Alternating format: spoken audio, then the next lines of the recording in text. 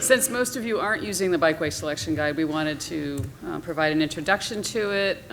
Basically, it was developed because we saw that there was a gap in what's available in terms of determining what types of bikeway facilities to put in for different users and different roadway environments, if you will. Bill's going to talk about you know, the overview of the guide and everything, but I just wanted to say that, you know, we saw the gap. That's why we developed the guide. We have a research report and you know, a lit review, and also the Bikeway guide itself. And for the next 2 years, we're also providing technical assistance to localities and states that are interested in using the guide free. We've done, I think, 7 workshops to date, and initially we were just going to do 6, but if that's what, you know, localities are interested in terms of technical assistance, we can do that as well.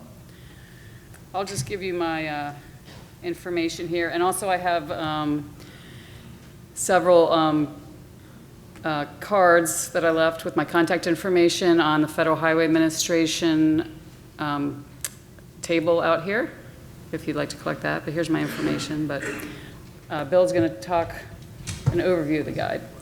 Great. I've got a follow-up question. So is anyone changing their design bikeway selection practices as a result of this guide in their agency? One person?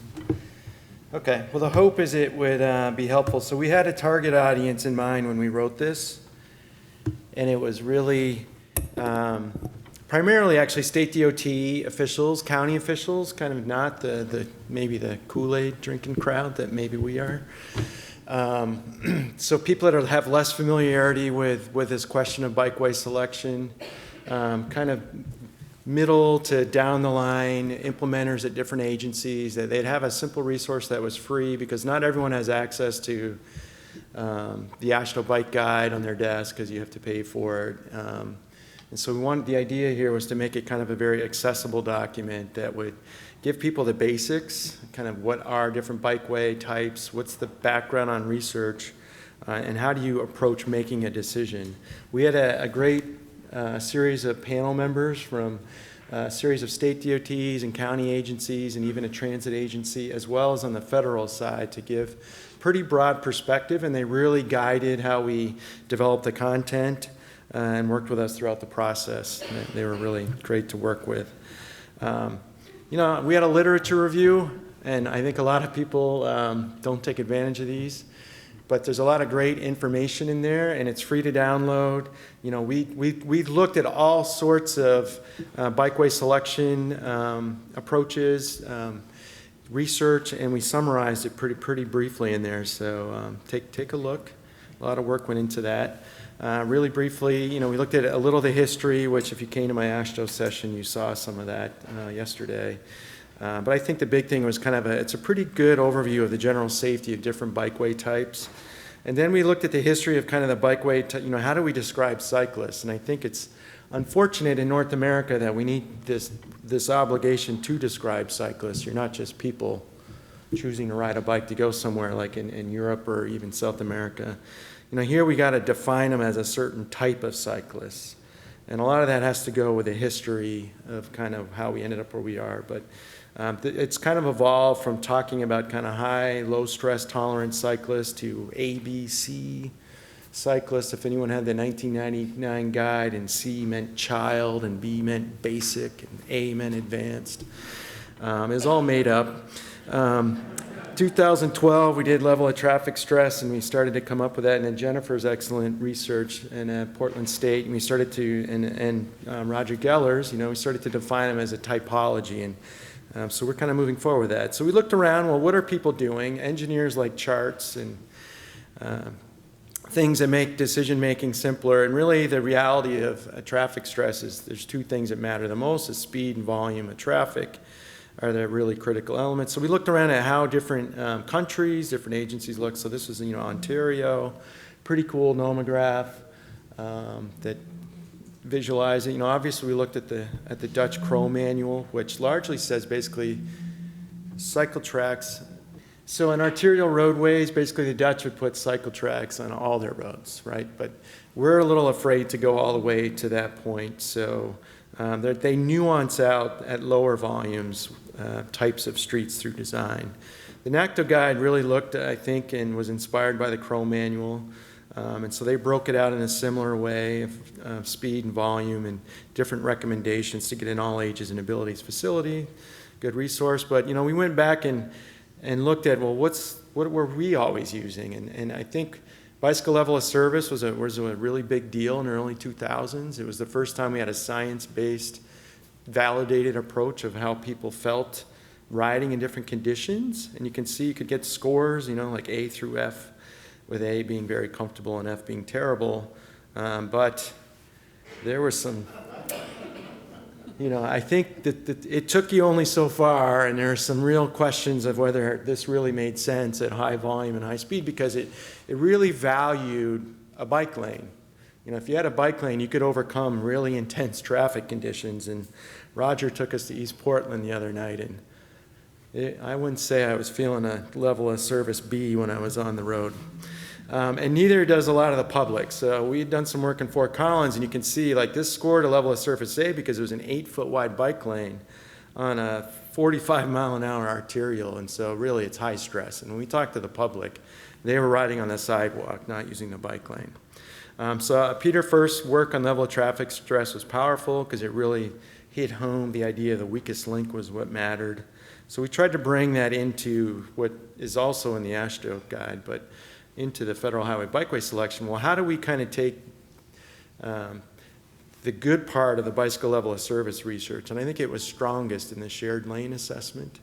And this is the score. It really broke down quickly. At low volume, you had an A, which is like 400 cars. 1,600 jumped to B, and that's actually close to what NACTO's calling out as an upper limit for a bike boulevard.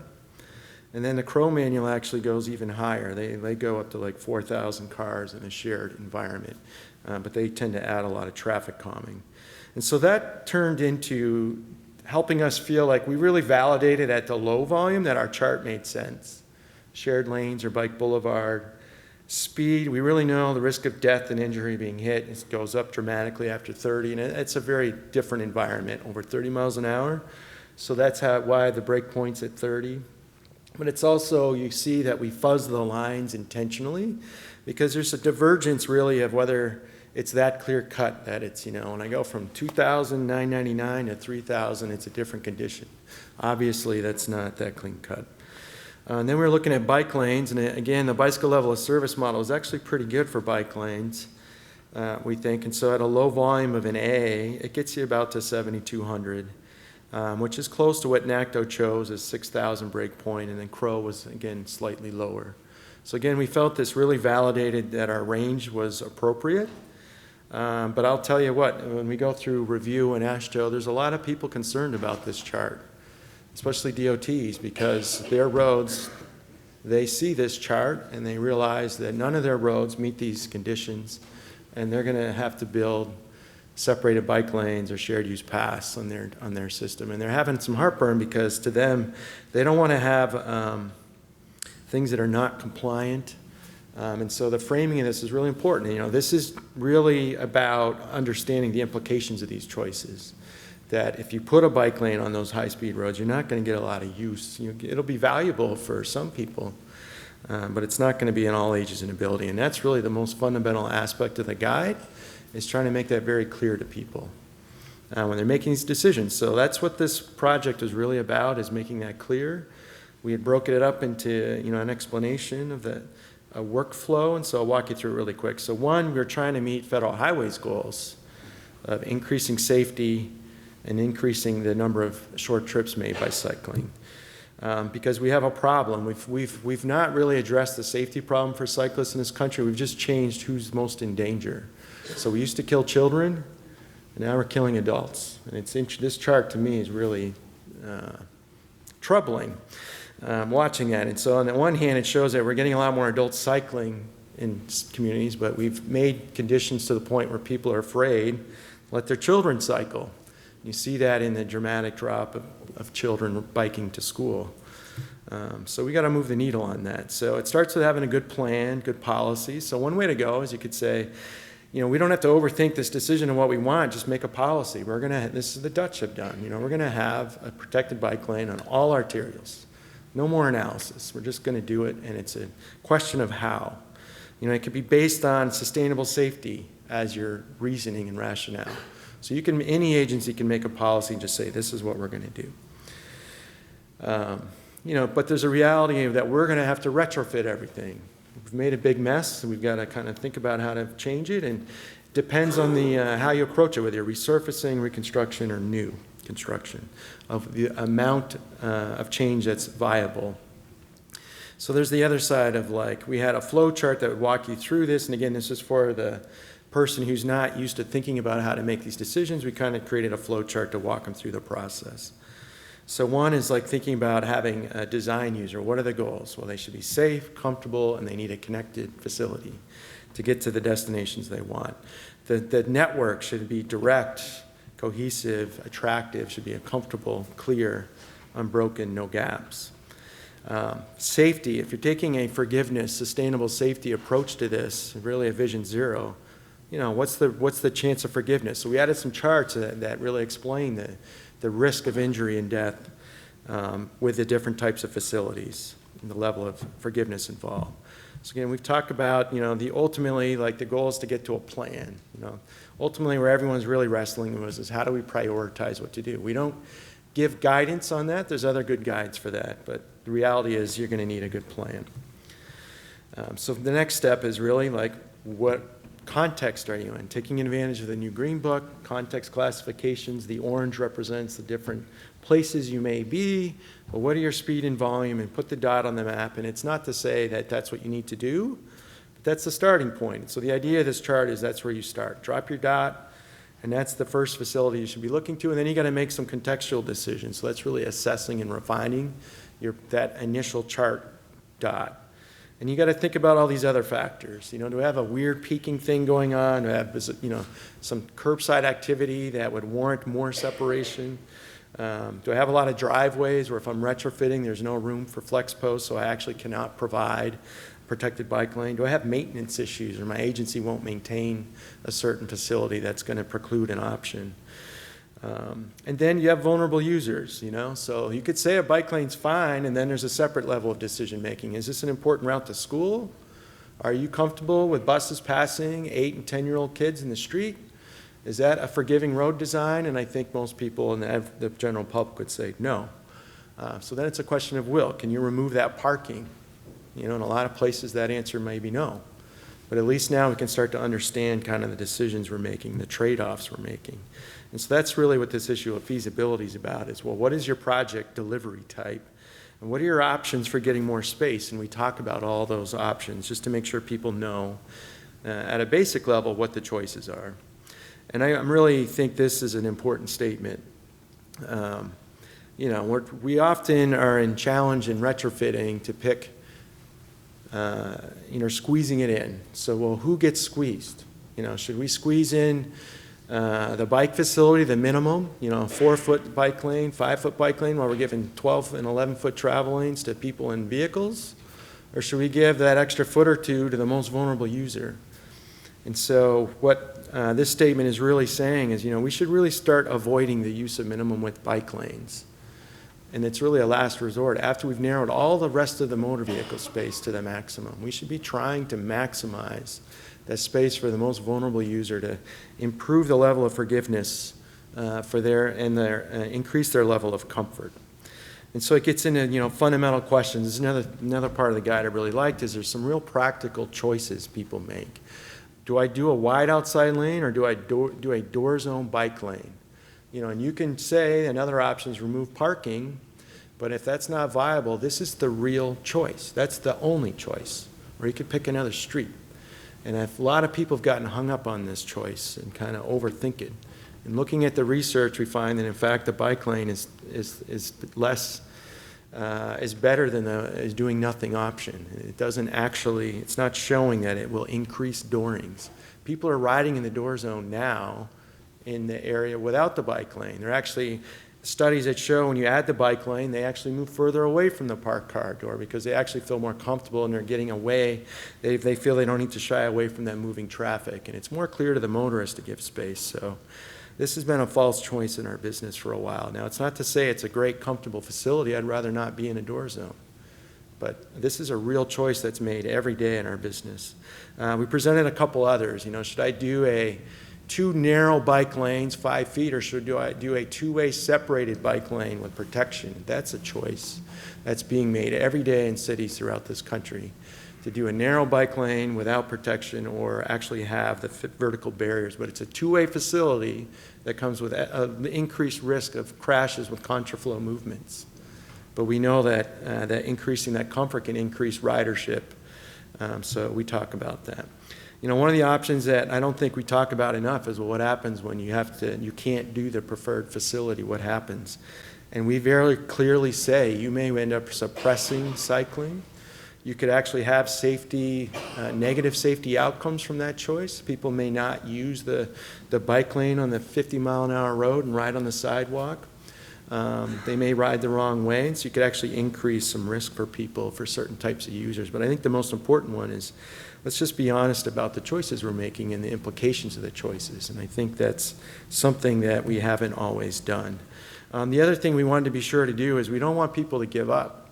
If you can't do the best possible option, and I'm troubled by some of the advocacy I see, where, that's the city just totally gave up and didn't do the protected bike lane. And I'd rather have a protected bike lane than I'd rather have nothing than a protected bike lane. It's kind of all or nothing. And I think in our society that's not realistic. You know, that we're going to have to, you know, the reality is we are making some compromises. So that the job is to do the best you can, maximize as much comfort as you can, maximize the separation to the extent you can, but recognize this is a real world. You're not always able to get the best thing you can get. And so again, if you're narrowing all the lanes, I see this all over. You know, is this a great bike lane? No. I don't think anyone would say it is, but it's better, a little bit better for some of the people that use it, and you're going to find that people ride on that sidewalk. You know, I'd like to see the gutters disappear altogether. This comes up a lot. Well, let's just go to the parallel route. And this, again, the target audience is state DOTs, and they love this option.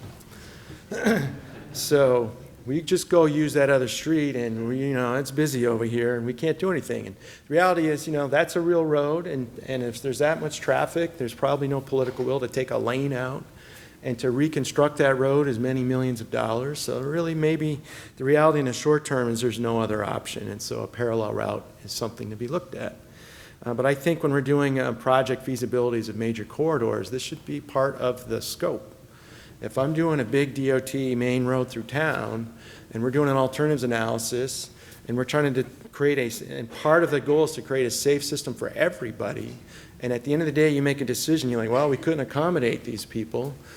Well, does that mean you're done? I don't think that the intention here is to say you're done. The work is not done. What's the parallel route? Actually go solve it. Make that part of your scope.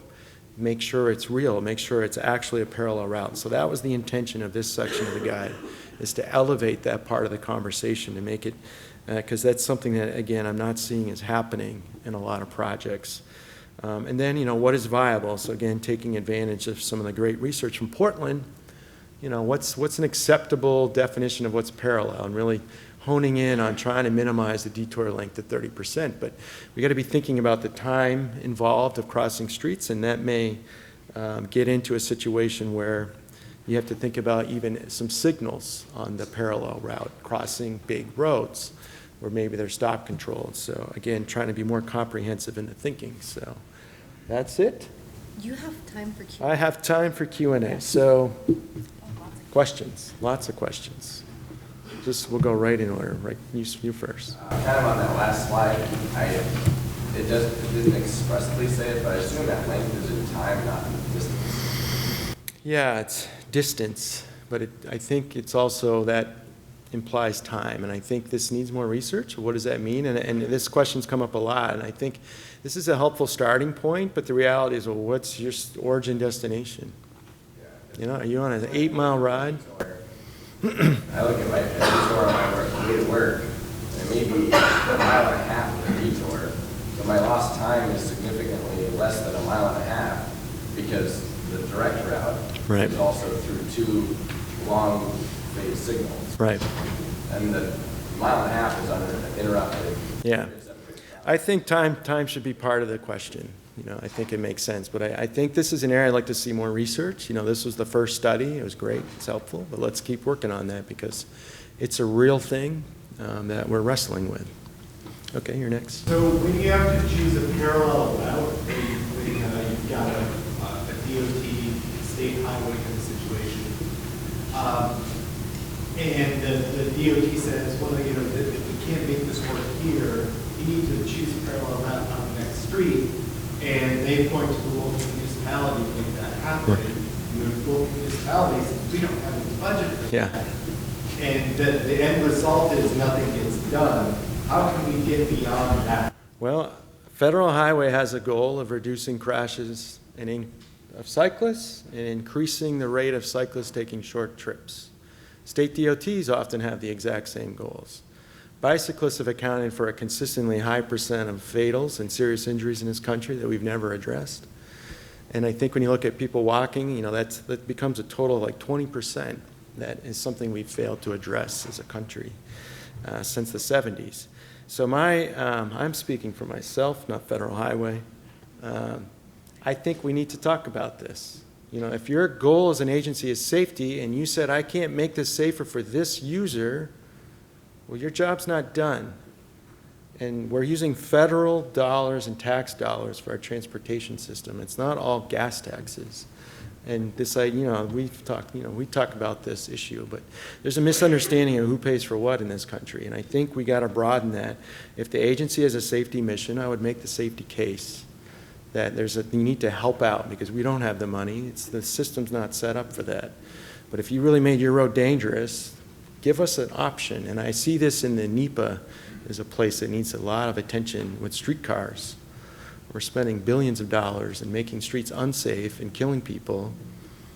And there's no option, there's no thinking of a parallel option. So that's an example. That's concrete. But anyway, that's my personal views. I'm not speaking for Federal Highway on that point. Can you speak to the trade-offs on constrained corridors and how to accommodate quality abilities on routes, particularly suburbs where there's not good parallel routes? Yeah, I think if there's no parallel route, then the trade-offs, it's just be honest and document them. We're providing a share-o. That's all we could do. Okay, what's going to happen? People are going to ride on the sidewalk. People may ride the wrong way. A lot of people won't bike. And just document it and say, we need to work on this and come back to it if you can.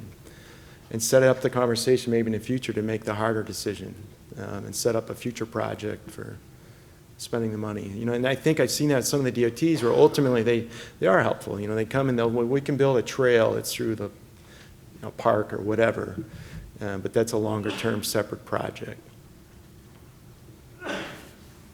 I work for a city where we sometimes struggle with the threshold between a buffer bikeway and a separated bikeway. Corridors where a bike master plan calls for a separated bikeway, but when you actually start looking at frequency of driveways, it just doesn't seem feasible, and you would lose the feeling of a protected facility when you've got frequent vehicles turning across the bikeway. So does the guide, and maybe this is more in the Ashton bike design kind of that, but is there a sort of specific threshold on when you... Nope. No, but it's discussed. And, this question comes up all the time is how many driveways per mile is too much? It's a good question. But I think it comes down to math and, site. And so in the AASHTO guide, we give a site distance, improved guidance on that, which suggests a parking elimination. And you take that number, put it against the frequency of your driveway spacing, and you can start to figure out, do I have to eliminate all the parking in the street for site distance? Or do I have so many driveways there's no protection left? And I think that's something, again, our business has to figure out where our comfort lies with these. And we can come up with a number, I think, at some point. But right now, I don't think we're there. Should we move on? Yeah, we're going to move on. Yeah. Thanks, Bill and Tamara, for giving us the overview of bikeway selection. Now we're going to get into more details on one of the most, we can all agree that one of the most challenging part of designing a bike facility are the intersections. And so Dr. Monsere and Nathan McNeil are here to talk about their research into looking at what are the contextual elements of designing protected bike lanes at intersection. So maybe, Roger? Yeah, just while you're switching over, this question about intermittent protection is one that we're really interested in addressing, because we're developing protected bikeways where there are a lot of driveways. And I think there's great research opportunity to identify how comfortable people are on corridors with intermittent protection. I think that what we'll see is the eye is going to kind of fill in that intermittent protection and sort of visually create sort of a hole that will give the appearance of protection. And I think it'll be more comfortable than we think it is, but I think that's something that we're going to have to wait and find out. So next year we'll have a couple of facilities on the ground with big gaps in protection in a lot of driveways, and hopefully the PSU can come up with some funding to assess it. But I think that's going to be a really important question to us to answer. All right, thanks, Hao. And Nathan and I are going to co-present here. We should split right about in the middle. So this work, as Hao mentioned, was a collaboration between Portland State and Toole Design. Bill was on the team, as well as Rebecca Sanders, who's now at Arizona State, and Rob Birchfield. The final report of the project is actually under review by the technical advisory panel. So like the AASHTO Bike Guide, I can't share this presentation with you, but feel free to take photos of the slides and everything. It should be out in a couple of weeks. So let's get started. So I think, from the background, some of the earlier work that we had done as part of the Green Lanes project that we had done, as well as some of the work that Nick did, his work when he was at Portland State, definitely shows that protected bike lanes are preferred by both current cyclists and potential cyclists. I think in general, up until the IHSS study that just came out last week, protected bike lanes are, although I have some critiques about that, are generally associated with increased safety. And that I think the gap is still at the intersections of protected or separated bike lanes, where there is some question about what the safety of each different design choice is. So in the FHWA separated bikeway design guide and other guides, I mean, the design options that you have for when you have a separated bike lane approaching an intersection is kind of three choices. One is to maintain that separation all the way up to the intersection. Two is to sort of drop the separation and require the vehicles to share space. And then the third option would be to fully signalize those intersections to separate the conflicting movements in time. So obviously safety is a key consideration in your design selection. This research that we've set up, you'll see we're not going to answer that question. But the second question is what we focused on in terms of the scope, is what's the perceived comfort? Because we know there's this connection between comfort and ridership, and if you're trying to build a low stress network, the intersections are the weak link. And so let's try and understand what the comfort level is at these different intersection designs. So the research is broader than what I'm going to present here today. What I'm going to present here today is primarily is just the part where we surveyed potential and current bicyclists to get their comfort of these different facilities. We also did some video observation to help us calibrate some microsimulation models to help us look at expected conflicts in design. That part of the research, we got results. I'm not completely satisfied with the outcomes there, but we combined those two outcomes to provide some more guidance based on the different design type cyclists. So let's go through what we did. So we limit our scope to one-way configurations. We focused on the right turning interaction, and we looked at basically these two types of designs, the mixing and the maintained separation. And we'll show you some photos of everything in a bit here, so I won't go through that list. Nathan and I spent most of a summer looking for cities where we could find these different types of designs and good quality designs and variations on the designs.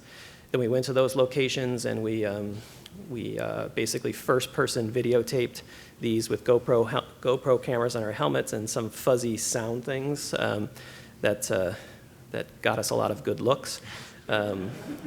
This is sort of following the methodology that Nick used in his research at PSU, but we were in Denver, Portland, Salt Lake City, and Seattle, Washington. So just a little detail and sort of where the locations were. We collected some additional, there's some additional geometric information that we didn't fit on this slide, but we were really looking at, what's the bend for the bend out or the bend in or the shift. How long is the mixed merge length, if the vehicles and bikes are sharing space? And then you'll see a little bit later on, one of the important variables was basically how long is the exposure distance? And we defined that as from when their protection ends at the intersection to where the protection starts on the far side of the intersection. So it's a combination of the design of the intersection treatment as well as the intersection width. So just to give you a flavor of the types of intersections, here's the mixing zones, one in Salt Lake City, one in Portland. If you were on the bike tour with Roger yesterday, we went through that intersection there in northeast Multnomah. There was sort of a design in Seattle with a limited entry, post-limited entry mixing zone. The bike signal we had was in Denver. You can sort of, I think I can use the pointer. The bike signal is over here on the far side. It's a little hard to see in the video clip, so when we actually made the first person videos, we had to sort of annotate so people knew what the bike signal was. But in the video, the car clearly stops and waits for the person on cyclist that gets the green. A couple of these sort of lateral shift designs where you move the cyclist from the curb to the left of the right turning lane.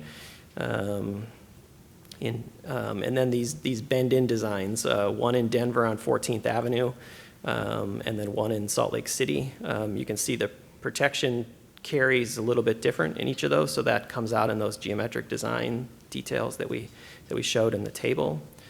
At the time, there wasn't a whole lot of bend-out protected intersection designs to sort of look at, so this is one of the reasons why we went to Salt Lake City. Granted, the geometry of this intersection is quite large. Could probably fit 2 vehicles in that storage area, but it was really the only one we had. So that's the protected intersection, and the last one here is the maintain separation with not really much treatment on Multnomah and 11th. We did have some controls where we included an off-street path and a protected bike lane. You'll just remember those 2 ratings for a little bit later. 4.77 for the trail and 4.54 for the protected bike lane. We did have a bike lane in the clips too, and its rating was 2.7. So the survey was quite large. If you look at the HCM level of service work that sort of derived those results, they had, I think, maybe 1,700 ratings.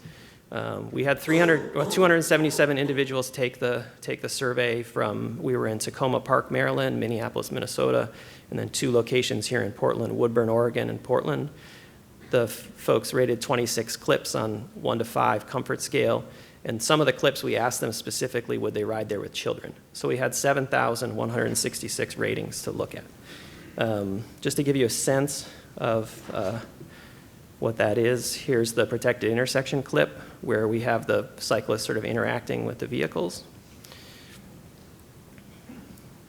We showed the clip twice, but I'll skip on to the second one. And so we had 2 clips. We had clips where you interacted with the vehicle, and then clips where you didn't, but you could see that the vehicle was turning in front of you, so we called those turn visible. Folks got the clip twice, and in this case, there was a third clip where there's a pause. It says, "Would you ride here with a 10-year-old child?" It'll come up after this.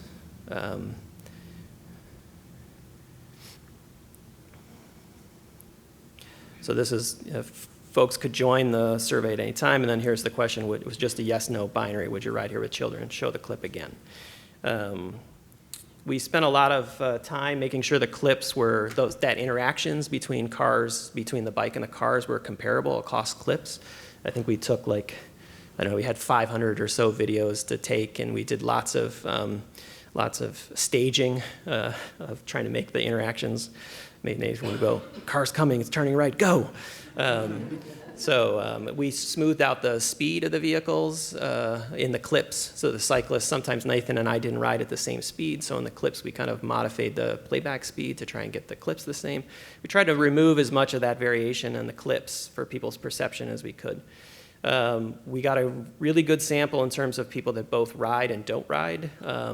It actually ended up being a little bit more female than male and a little bit younger, but we got a pretty good racial representation. But importantly, we got people who both were cyclists and people who didn't cycle. So I feel like the overall pool is pretty representative. Just broadly, so these graphs sort of show from left to right, the two greens are the people that rated the clip either basically 5 or 4, very comfortable or somewhat comfortable. We gave them a neutral option, and then the two red squares were somewhat uncomfortable and very comfortable. Not unlike other work we've seen that we have done, there's a gender difference between their perceptions of comfort, and we saw a racial some differences. Then broadly looking at all clips, you can see here that the bike signal in the protected intersection or the bend out design, 65% or so of people viewing those clips rated those as comfort. And then almost intuitively, as you would expect, it sort of drops down. So the bend in and the maintain design, and you'll see in a couple of slides there's some differences when they interact with vehicles, but that protection carried up to the intersection influenced the comfort, and then the two intersections, the design types where they have to mix with vehicles, had the lowest rating of comfort. And so this is kind of really where you can see the influence of both the interactions with vehicles. So this chart shows the mean comfort score where there isn't any interactions, and it's kind of due to Excel's strange plotting strategy. I should have reversed the order, but the best one is on the bottom. The bike signal just had one clip, so there was no interaction or no interaction. But then it kind of goes in the same order as I showed you before. But what's important to note is that when the clip was shown with the vehicle interaction, you see very significant drops in the maintain separation and the bend-in designs. And so when people interacted with vehicles, the comfort dropped there fairly significantly. And then the mixing zone design, it doesn't change very much whether you interact with cars or not, but that's probably because when you drive in when you see the clip of the mixing zone, you're like, oh, I'm going to interact with cars. And same thing with the lateral shift. You don't need the interaction with the car to sort of change your perception of comfort. And on the right there, that we've got the percentage comfort scales, or the total amount of folks comfortable. So the protected intersection, interacting with cars, still 63% of the people said either very comfortable or somewhat comfortable. If you wanted to include the neutral, it gets even larger. And so Nathan's going to take over from here, and he's going to talk about a few more things that we've looked at. All right. So Chris mentioned that the exposure distance was a significant factor. We did run several regression models, and it was a consistently significant factor, both including the exposure before the intersection. So that would be from the point at which whatever protection they had ends, such as in a mixing zone or the lateral shift design, up until the intersection, and then across the intersection. So this is just a very simple way of showing on the x-axis is the exposure distance in feet. So the maximum on this is 200 feet. And then the percentage of our respondents who felt comfortable or felt they would be comfortable riding through that type of an intersection. So it's a pretty clear drop-off in comfort as the exposure increases. And again, we did find that this remained significant through after regressing and looking at other factors. So we also, talking about the idea of an 8-to-80 design, and we tried to get that somewhat through asking those on a few clips whether people would be comfortable or whether they would consider riding through that location with a 10-year-old child. We chose a 10-year-old child somewhat arbitrarily, just as kind of a representative of a young person who might be able to ride on this type of a facility if you felt comfortable with it. The top design on the left there is the protected bike lane segment, so that was a control that we included. For the intersection designs, the bend-in and protected intersection was about 70% of people said they would ride there with a child. It drops off considerably after that, so the maintained separation at 51, and then the lateral shift and short mixing zones at less than a third of the respondents would ride there with a child. It's important to note that all of the clips that we asked this on were those turn visible type of clips, so they weren't clips that had an interaction with the vehicle. It was just, the sense that there could be a car at that location, not that they actually saw it in that clip.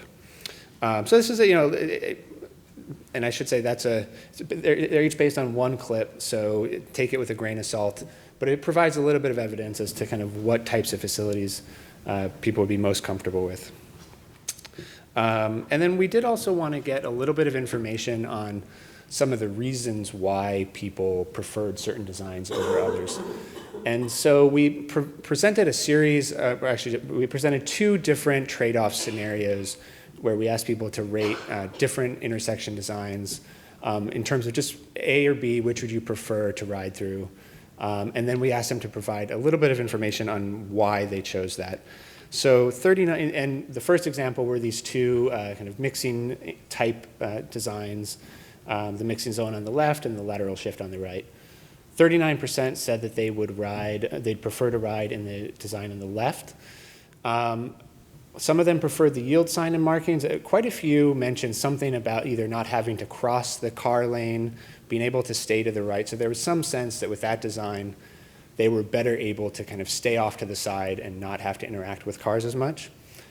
61% preferred the design on the right. They noted particularly the sense that there was more separation from vehicles, that there was a clear lane marking. They liked the green color. So these are things that indicate that there's still some sense that there's a space for bicyclists, and that was something that they preferred. So I think in both of these, the preferences tend to be the sense that they could remain separate, even though they had somewhat different reasons for those choices. We also had a protected bike lane, a protected intersection, compared to a bend-in style design. And both of these maintaining separation up to the intersection. So 83% of our respondents chose the protected intersection design, with a lot of them specifically noting the curb separation, and they like that. There were also quite a few people that commented on the way that affected how they expected drivers to interact at that location. So improving the visibility and the turning angle, slowing down drivers and giving them time to react. So they could read into this how cars would react when turning there. On the other hand, 17% preferred the design on the right, with the reasons being something along the lines of being a less confusing design, or thinking that there was better visibility and alertness for the cars and the cyclists there. We did then go on to present all four of them and ask them to compare their preference of the first two to the second two. I won't go into that too much, except to just show the response ratings there. So the protected intersection design was preferred by 73% of our respondents. The rest are, so the bend-in was at 11, the lateral shift at 10, the mixing zone at 6. Clearly a preference for that design, and I think for the reasons that I mentioned in the last slide of feeling more separation there. We did also want to briefly look at kind of different kinds of cyclists and how they would, how the ratings differed, and what perhaps preferences might be for the cyclists that are not typically cycling now. We didn't have enough information in our survey to really break them down into the four types of cyclists that Roger proposed. We did have, but we felt like we could still get a sense of how comfortable people were with biking and what their general attitudes were. We used a K-means cluster analysis differentiation based on attitudes towards cycling that we did have information on in the survey, to break them into 3 different groups, and I'll explain those here. So the first group, as you see up there, is the bike inclined. And they were kind of people that felt that destinations were within bikeable distances, that traffic wasn't a problem. They overwhelmingly saw people like them riding in their neighborhoods, and they were the ones that were biking most now. We also had what we ended up calling the interested but concerned group because of the similarity to the interested but concerned group in the 4 types breakdown. These were people who told us that they were interested in biking more, that traffic definitely did keep them from riding more. They also happened to be more likely to be female. And I'll show you some of how these groups differed in just a minute. And then finally, we had a third group that we called the indifferent to cycling. And they were people that were maybe, some of them might have been in the interested but concerned in the 4 types, and some of them were probably in the no way, no how. But they were less interested in bicycling. They didn't view destinations as bikeable. They didn't see people like them riding in their neighborhood, and they're more likely to be using a car right now. So there was just less of a sense that biking was feasible or favorable for them. These were based on these attitudes towards biking questions that we asked, and we asked them to state their level of agreement with these different questions. And as you can see, a few things stick out. So that indifferent to bicycling group, which is the top dark blue line, you can see that difference in the interest in biking more. Notably, the distance, the places being bikeable distances was a big issue for them. Seeing people like them riding in their neighborhood, there were only 32% that felt like they saw that. The bike inclined, they want to ride more. They see people like them riding. They don't think traffic is a problem, so they're kind of primed to be riding. And then you get the interested but concerned group, where they do want to ride more, but traffic is a big barrier. I think the traffic one is the thing that sticks out there. They also, these suggest at kind of who some of these people are. We did look at some of the information that they provided to us. The bike inclined group were more likely to have biked in the last month and least likely to have taken trips by car. The indifferent to bicycling group was much less likely to have a transit pass. So these are just going to be more car dependent people in general. And then the other point that we noted was that the bike inclined group was the least likely to be female and the most likely to be white. So it's more white men in that group. So this is just a sense of who fell into these different groups within our survey. So then the question is, how did they respond to the different intersection designs? There's a lot of information on this slide. The top blue line is the percent that told us they would be comfortable without an interaction, and then just below that are the percent that said they would be comfortable in that situation where they interacted with a turning vehicle. A few things to note: the bike inclined group in the middle are generally, the percent comfortable is generally higher than for any of the other groups. That's to be expected. They're kind of already biking. They don't feel traffic is a problem, so you would expect them to be more comfortable watching those videos and picturing themselves in riding through those locations. The indifferent to cycling and the interested but concerned groups have a lot of similarities in terms of, they're not as comfortable as the bike inclined. They have a pretty similar, the protected intersections are the most comfortable, followed by the maintained separation. I should say the bike signal I didn't include here, but they were similar to that protected intersection, no interaction rating. The differences that we found between the indifferent to bicycling and the interested but concerned was that the interested but concerned group tended to be more reactive to the design types. So you can see, for example, the protected intersection, they had more of them were comfortable in that design than the indifferent to cycling. But then they were less comfortable with some of the other, some of the more mixing type designs, the lateral shift, the mixing zone. So they had a wider spectrum of comfort depending on the type of design that we showed. Also, the presence of an interaction versus no interaction, they had a wider variety in terms of the effect of having an interaction. So this kind of is similar to what we've seen in past studies, that the kind of interested but concerned group tends to be a little bit more sensitive to the design environment and kind of what's going on within that situation. So I just have a couple of concluding slides, and then we can open it up to questions. The first main conclusion that we came away with was that separation does matter. The protected intersections and the bike signals they stand out as being the most comfortable, and they really do provide, in the case of the bike signal, complete separation in time. The protected intersection does provide more separation in space. The next two that keep separation up until the intersection were kind of in the middle there. And then the designs where there's interaction, where you have to interact with motor vehicles ahead of the intersection, we saw a big drop off in comfort there.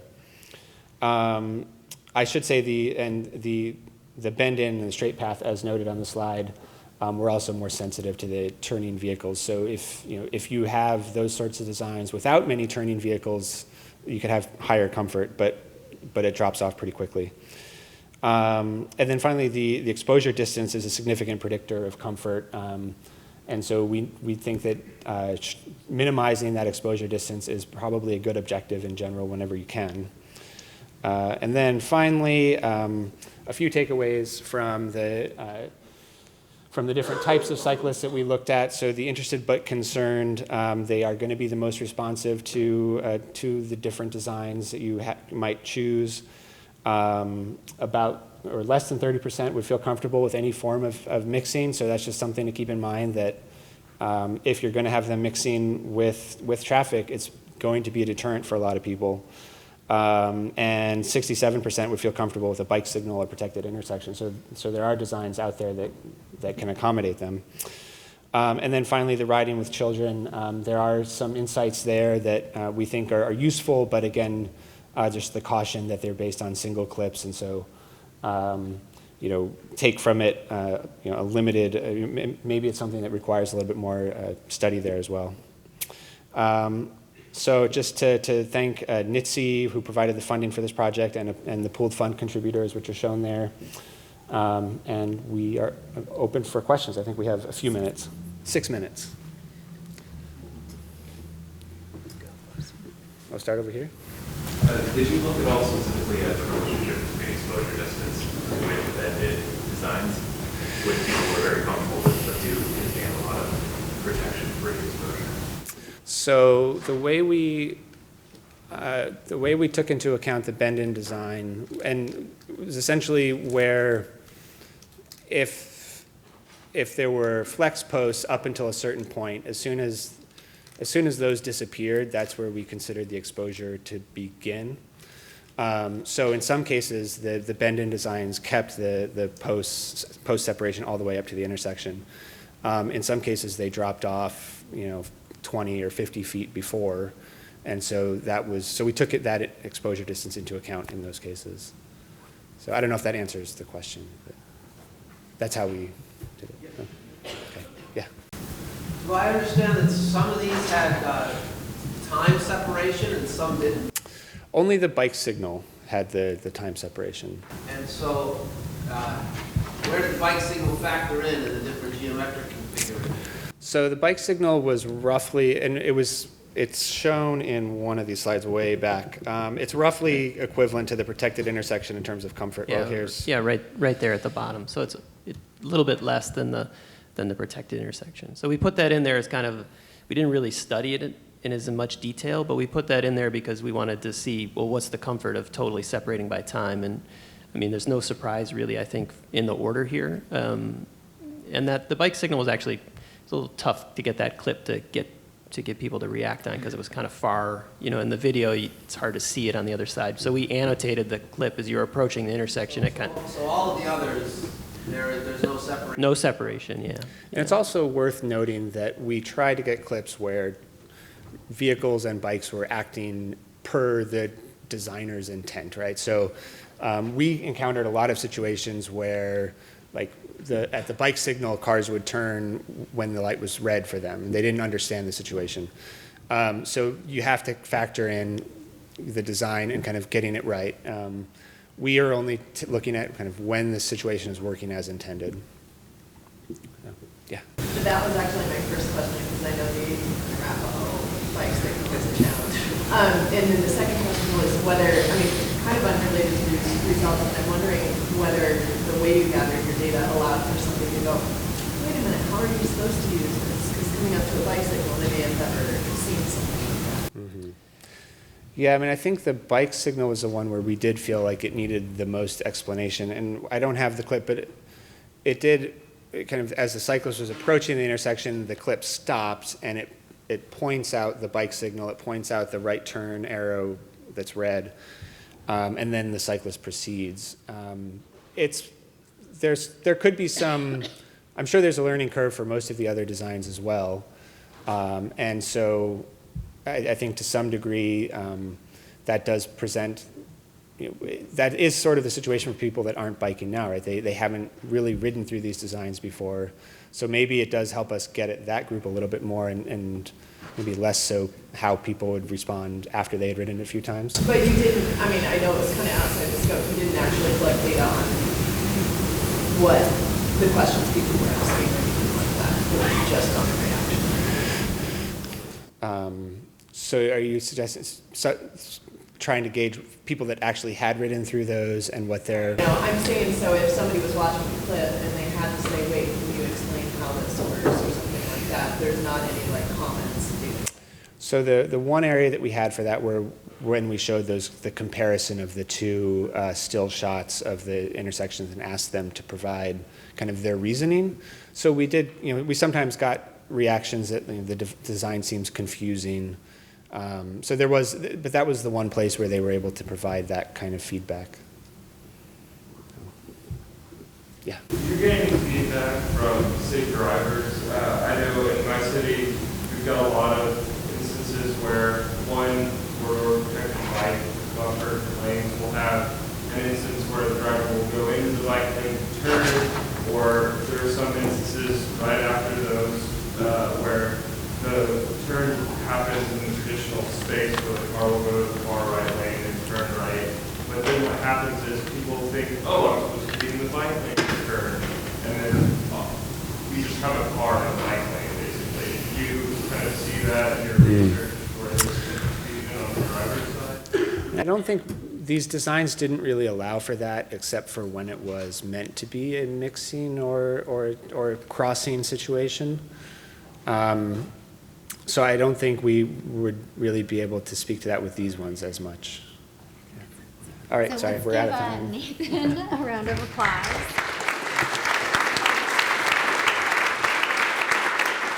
So we have Dylan coming up. So the first half of the session really focused on the contextual design of bicycle facilities. Now we're going to go dig deeper into actual case studies, and oftentimes, a design may look different in a guidebook than it does when you actually implement it on the ground. Okay, a quick analog poll, show of hands.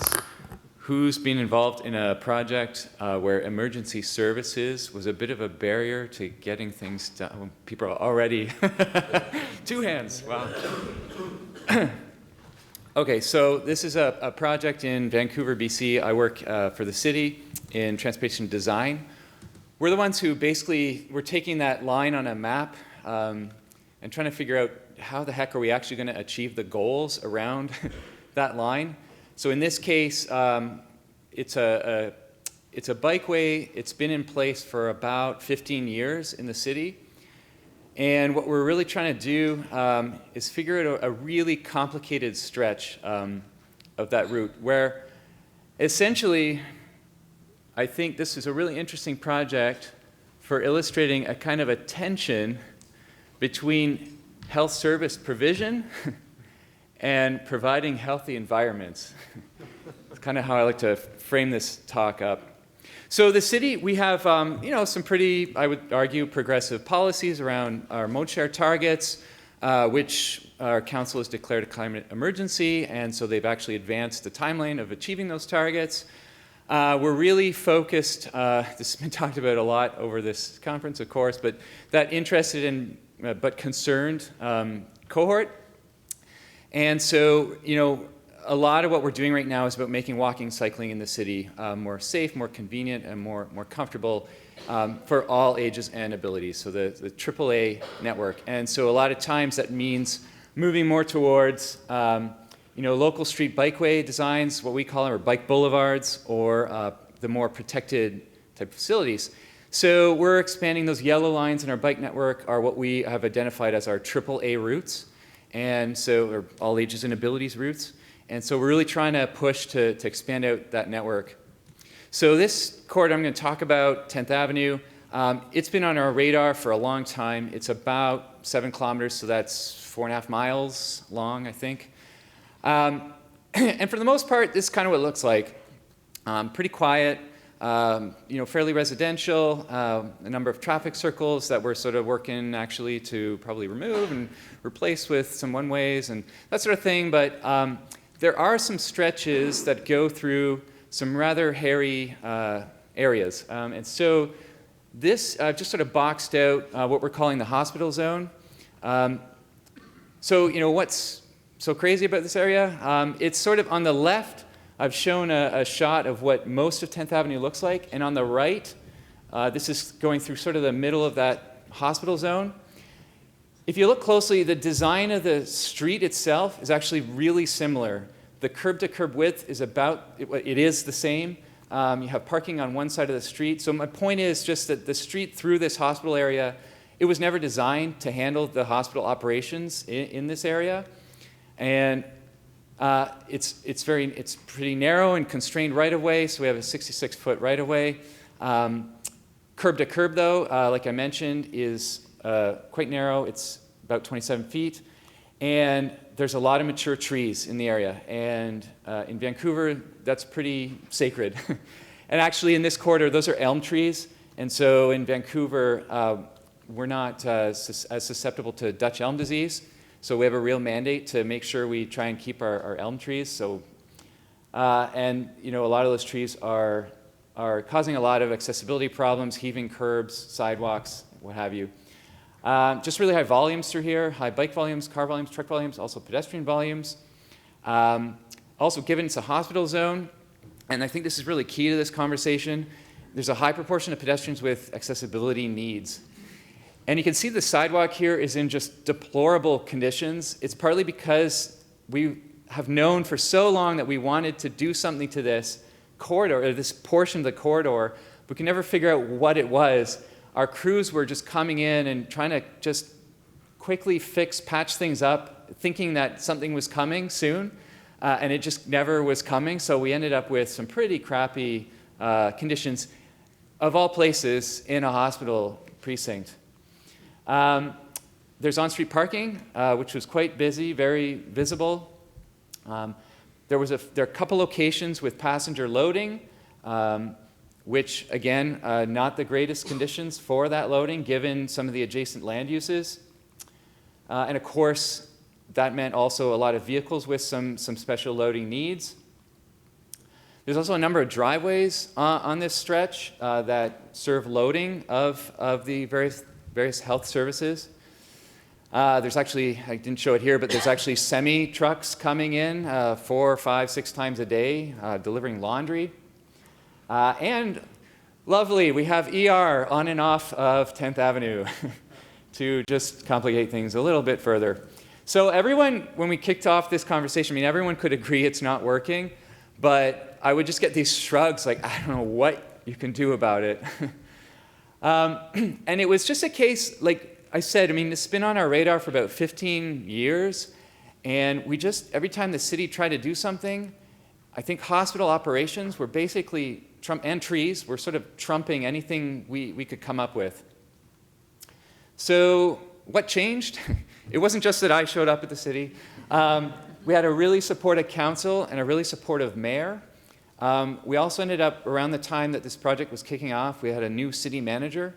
It's kind of interesting because the previous city manager had really strong ties to public health, which, who knows how that would have gone, but I wonder because, and I'll get into this, we had some really difficult conversations with the health agencies that probably, I don't know, that may have panned out a little differently had that change not happened. And I'd say we just had a lot of momentum at the city to get this and a lot of other AAA projects going. So the conversation, sort of where we started, so typically with a big project like this, we basically have 3 phases of engagement. First phase is really sort of pie in the sky, tell us what you like, what you don't like about the corridor. Then in that second phase, we come out with a few different design ideas to sort of test them out, see what people think. And that third phase is when we actually come out with our recommended design and sort of say, hey, did we miss anything? What do you think of this? We've taken your feedback. This is what we came up with. What do you think? And so in that first round, I'm talking about our mode share targets. I'm talking about the city's AAA network and how we're trying to expand that, and talking about all this feedback we got. This is the 10th Ave corridor, and those red dots are the areas that people were saying there's things they don't like. The blue dots were the things they do like. And the cluster there is actually that health precinct that I'm talking about. So I'm talking about the feedback we got, and I'm pointing out the vehicle volumes in this health area are quite a bit higher than the other stretches of 10th. You see these are sort of segments along the 10th Ave corridor. That health precinct really pops. And I'm talking about the city's goals around how we achieve our AAA network. So our framing of the conversation was kind of, I say, complete streets implicit. Maybe that was a big mistake, which I'll get to in a second. So then once we sort of have that conversation around goals, and we're sort of implying that we really need to work towards a protected bike lane in this stretch, now it's sort of how can we get the space to achieve that? And on-street parking, stripping that is just not enough room. So what are some of the other trade-offs? So a big constraint that I was really wrestling with early in this was the ER access. I couldn't propose anything that might affect quick, direct access to those ER driveways. So one of the early ideas was, what about converting 10th to one-way, converging on ER? This is the sort of extreme case. We ended up relaxing it a little bit. So the idea being that no matter where you're coming from, you could get there directly, but your egress would perhaps be a little more circuitous. So we sort of ran with that idea and started engaging a lot of the stakeholders. I'm not going to go through the whole list, but I'll just highlight it wasn't just a single hospital. That's our main stakeholder in the area, but there's a major cancer treatment facility there. I think it's the largest in BC. There's a spinal cord research facility that receives a lot of patients for research. There's an eye care facility. So you kind of have it all in these 5 blocks. So those early conversations were around, bidirectional on one side versus bidirectional on the other side of the street versus unidirectional. That was kind of framing up our conversation. I have stacks of sketches of different intersection designs that we took out there. And the winner, I'd say, that people were feeling most comfortable with, including staff, was unidirectional design. And it turned out we actually had an example of it just outside of the health precinct on 10th Avenue. There was sort of a half block that we could sort of point to try and help people get a little more comfortable. So then we launch into our third phase where we've chosen unidirectional to get a temperature read on how people are feeling about that proposal. I even, with some help from some other staff, we have a pretty detailed account of all of the collisions over the 7 years prior to that engagement, where we went through the descriptions of the collisions and could sort of figure out how many of these, because we were talking about stripping out on-street parking. A lot of them were related to on-street parking. People doing awkward 7-point turns to catch that space that they just passed and hitting a cyclist, doing that maneuver, those sorts of things. So we figured, with the changes we were proposing, that 70 to 90% of the collisions that were documented were no longer possible. Now, it's entirely possible that we would be creating new problems through our design, so I didn't want to sort of predict the future, but I thought this would really resonate well with the health agencies that we were dealing with. However, at the end of that third phase, our key stakeholders on this, so people, we had some advisory committees representing seniors, representing persons with disabilities. So Vancouver Coastal Health, they manage the hospital I was talking about, and that cancer facility, they were all not on board. So, and of course the press just loved it, wedge issue. I'm disabled, and cities' bike-friendly efforts don't feel friendly to me. Bike lane upgrade threatens healthcare access, say seniors. I mean, these are really difficult headlines to be countering, to be working, to go to our city council and put them in a position of having to vote for this project when you've got an audience of seniors, persons with disabilities, the second largest hospital in the country, all kicking and screaming, saying, don't you dare. It puts our council, even though very supportive of our work, puts them in a really difficult position. So around Christmas, yay, we tacked on a really intense engagement period. We actually had to bring in consultants because the tension was so thick. We had to bring in a mediator. We actually had to bring in Toole design to help us out with those conversations, and really do a whole kind of reboot and reframing of this conversation. It was kind of just this sort of anecdote. It's kind of funny, our first workshop, a couple of consultants from Toole came in and they, talked about best practices and raising intersections and bulges and all this. And these are all things that we had in our design, but, a lot of the sort of upper level directors and managers that were there from the health agencies are, nodding, that's a great idea. I'm like, it was in the design. Yeah, thank you, Toole. Anyway, but through those tough conversations around Christmas, we really turned that whole framing on its head. And we really, because previously it was really about, the broader project, the AAA route, and of course we will figure out a lot of these pedestrian problems while we're at it, because we're basically going to be ripping up the street.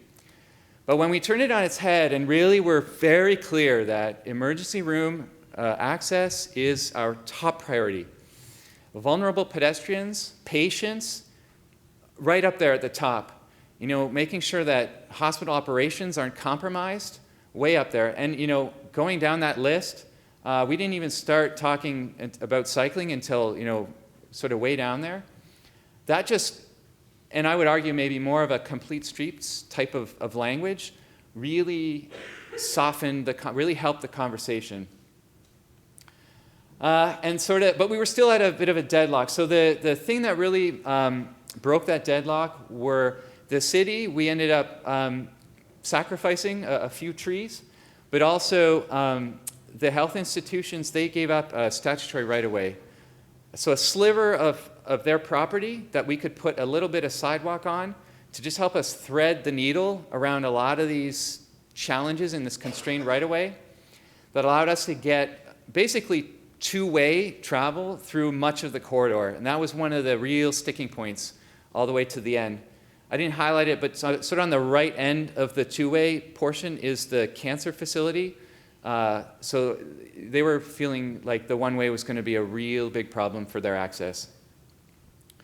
So we went to council for a vote and basically presented with them 10 actions. I'm not going to go through all of them because a lot of them are just sort of nuanced to the location. But one of the big ones was that sort of really resonated with everyone was this idea of creating a hospital zone. So I kind of like this photo from the Netherlands. They're a little stronger about their gateways into school zones. So we kind of built off that idea, and I think everyone sort of understood the concept of school zones. And we proposed, really creating some stronger language that would tell everyone that when you are biking or driving on this street, once you cross that gateway, things are a little different here. So we created a whole family of signage. You saw this image earlier, which was a part of that hospital zone branding. This is a drone shot from above from one end as you're coming into the corridor. Actually, totally illegal to fly a drone right here, but the contractor did it, so because there's a helipad right, anyway. So basically you're going from, so just at the bottom of the screen is a fairly typical bicycle boulevard type design. And this is a right out diverter, and then transitioning into the hospital zone. This is what it looks like more from the ground. Sorry, I'm flipping through these really quickly here. And this is a street view shot of we created these sort of arching, we called it the hug, these sort of arching gateway signs at that gateway treatment. So another thing, really top was just sort of a lot of the standard toolkit around bulging as much as we could, breaking up those pedestrian crossings, separating out the protected bike lane crossing from the travel lane crossing where we could. That's sort of what it looks like on the ground. Just off to the right, and I'm going to talk about this in a second, is that ER driveway entrance, which was a real sticking point. We talked about raising intersections. Thank you, NACTO, for the diagram. This is kind of what it looks like. It's so hard to capture this in a photo, but this was one of the raised intersections and how it turned out. The raising of intersections, and we did raise one crossing. One of the challenges was ambulance. Those vehicles are very sensitive to any vertical deflection. They have really sensitive equipment. So they were quite opposed to any sort of vertical deflection. So we talked with them for a bit, and they shared with us a bunch of GPS data. So that sort of nest of activity, that's the ER entrance. And so we sort of worked out a compromise with them where we would take their main access routes and just keep that flush. And any of that vertical deflection, we kept it in other parts of the corridor. The pickup and drop-off areas that I was mentioning. So this was a huge concern for a lot of people. Just this idea of, we were going to take a sort of like a floating, like a bus landing design approach here, where the protected bike lane would go behind a landing area.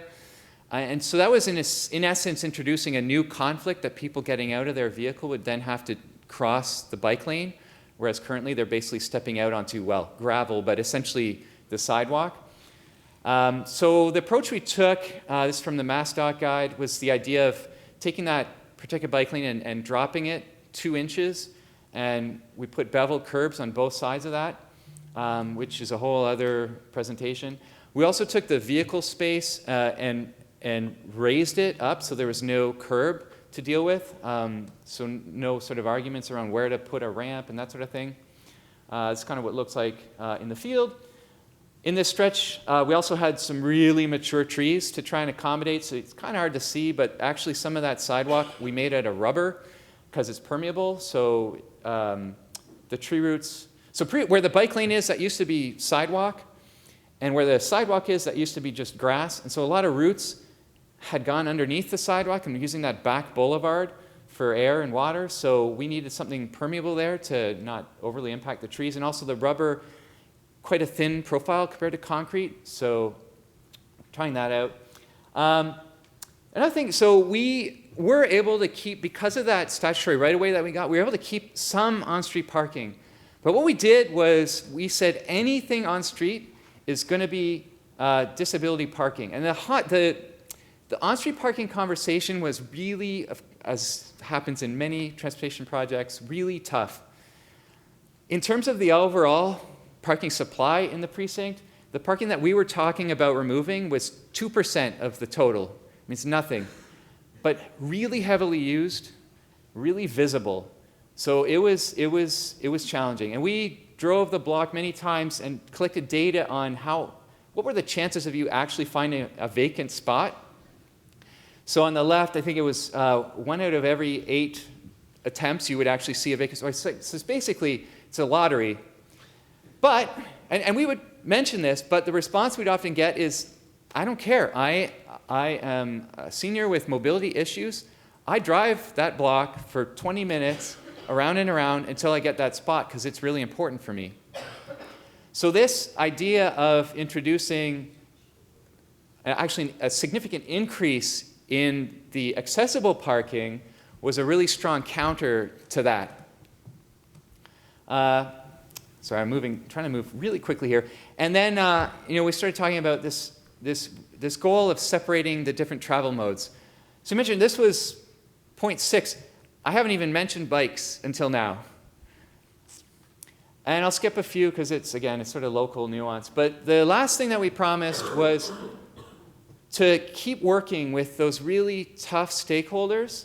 And we set up a formal evaluation committee because the project got broken into 2 phases. So we've built the first phase. So those are the pictures you've seen.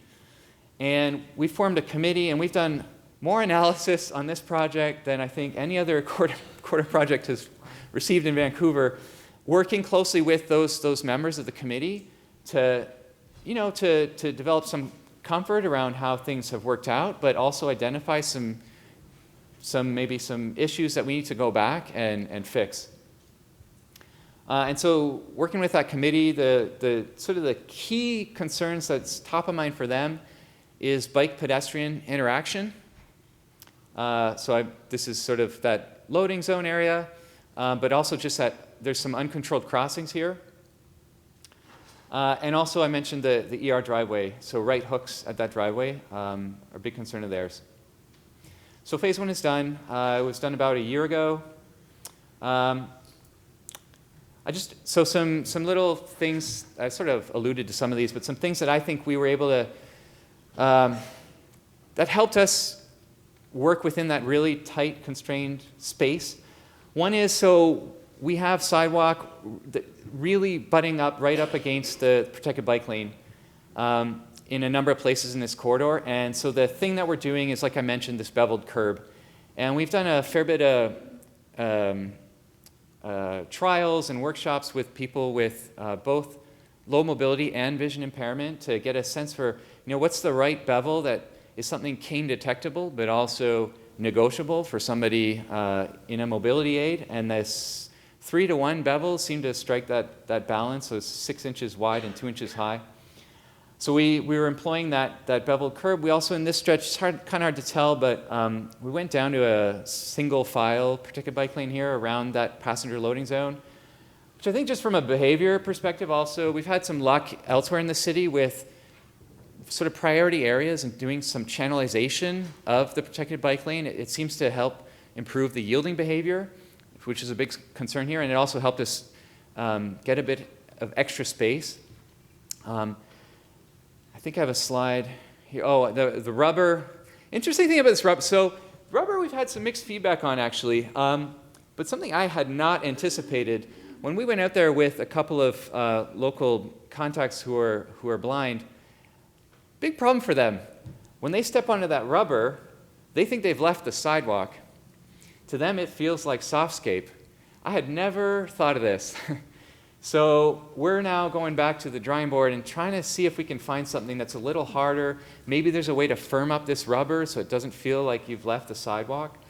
So I'm not sure what's, where we're going to come out of that one. I think I have another slide. Oh, and fire. So it hasn't happened yet, but in the next phase, where there's still a one-way portion, we had a lot of conversations with fire. There was some concerns about having to mount a full barrier curb. So one of the compromises we came up with was, okay, on the left side, we're going to reduce that barrier curb height to something more mountable, so to, I think, 3 or 4 inches. I forget where we landed. And we're actually widening out the protected bike lane on that side, so the fire truck, if need be, could actually fully enter the protected bike lane. What else do I have here? Oh, yeah, and I mentioned, so accommodation of disability on-street parking. It's maybe kind of weird to say that was a thing we employed to gain space. But like I was mentioning earlier, that was our counter to the removal of on-street parking. So it really helped us get through the really difficult on-street parking conversation. And of course, the statutory right away. So some results to date. There's no way I'm going to get through all of this, but this is just sort of a list of the things we've been monitoring over the past year. So collisions, we're lucky actually, we have an agreement with the hospital. So they send us triage data for the ER. So anytime somebody gets admitted to ER, they log, it's not a lot of information, but they log the location that the incident happened on the street. and of course the time that it happened. So if anything happens in this corridor, you can bet this is where they're going. So, and they've been sharing that data with us every month. So it's been kind of interesting because we get from, it's a bit of a different setup in BC, but we get some pretty detailed collision data, but that doesn't come, it's sort of like a 2-year delay. So this has been a really good way for us to get almost real-time kind of updates on the collisions that are happening in the corridor. And like I mentioned, the ped bike and ped vehicle interaction, that's been a big one. So we hired, do I have a slide here? Okay, it's coming up. We hired Megan Winters and Alex Bigazzi. So Megan's at the SFU University, and UBC is where Alex is based. We hired them to help us out to work really hard to untangle this complicated social dance that happens between cyclists and pedestrians at these uncontrolled crossings. And I think there's some really interesting research that'll be published soon coming out of that. So I'm just going to skip forward quickly sort of the highlights. I mean, in terms of that triage data that I mentioned at ER, we have indeed so far anyway seen a pretty dramatic reduction in the number of incidents.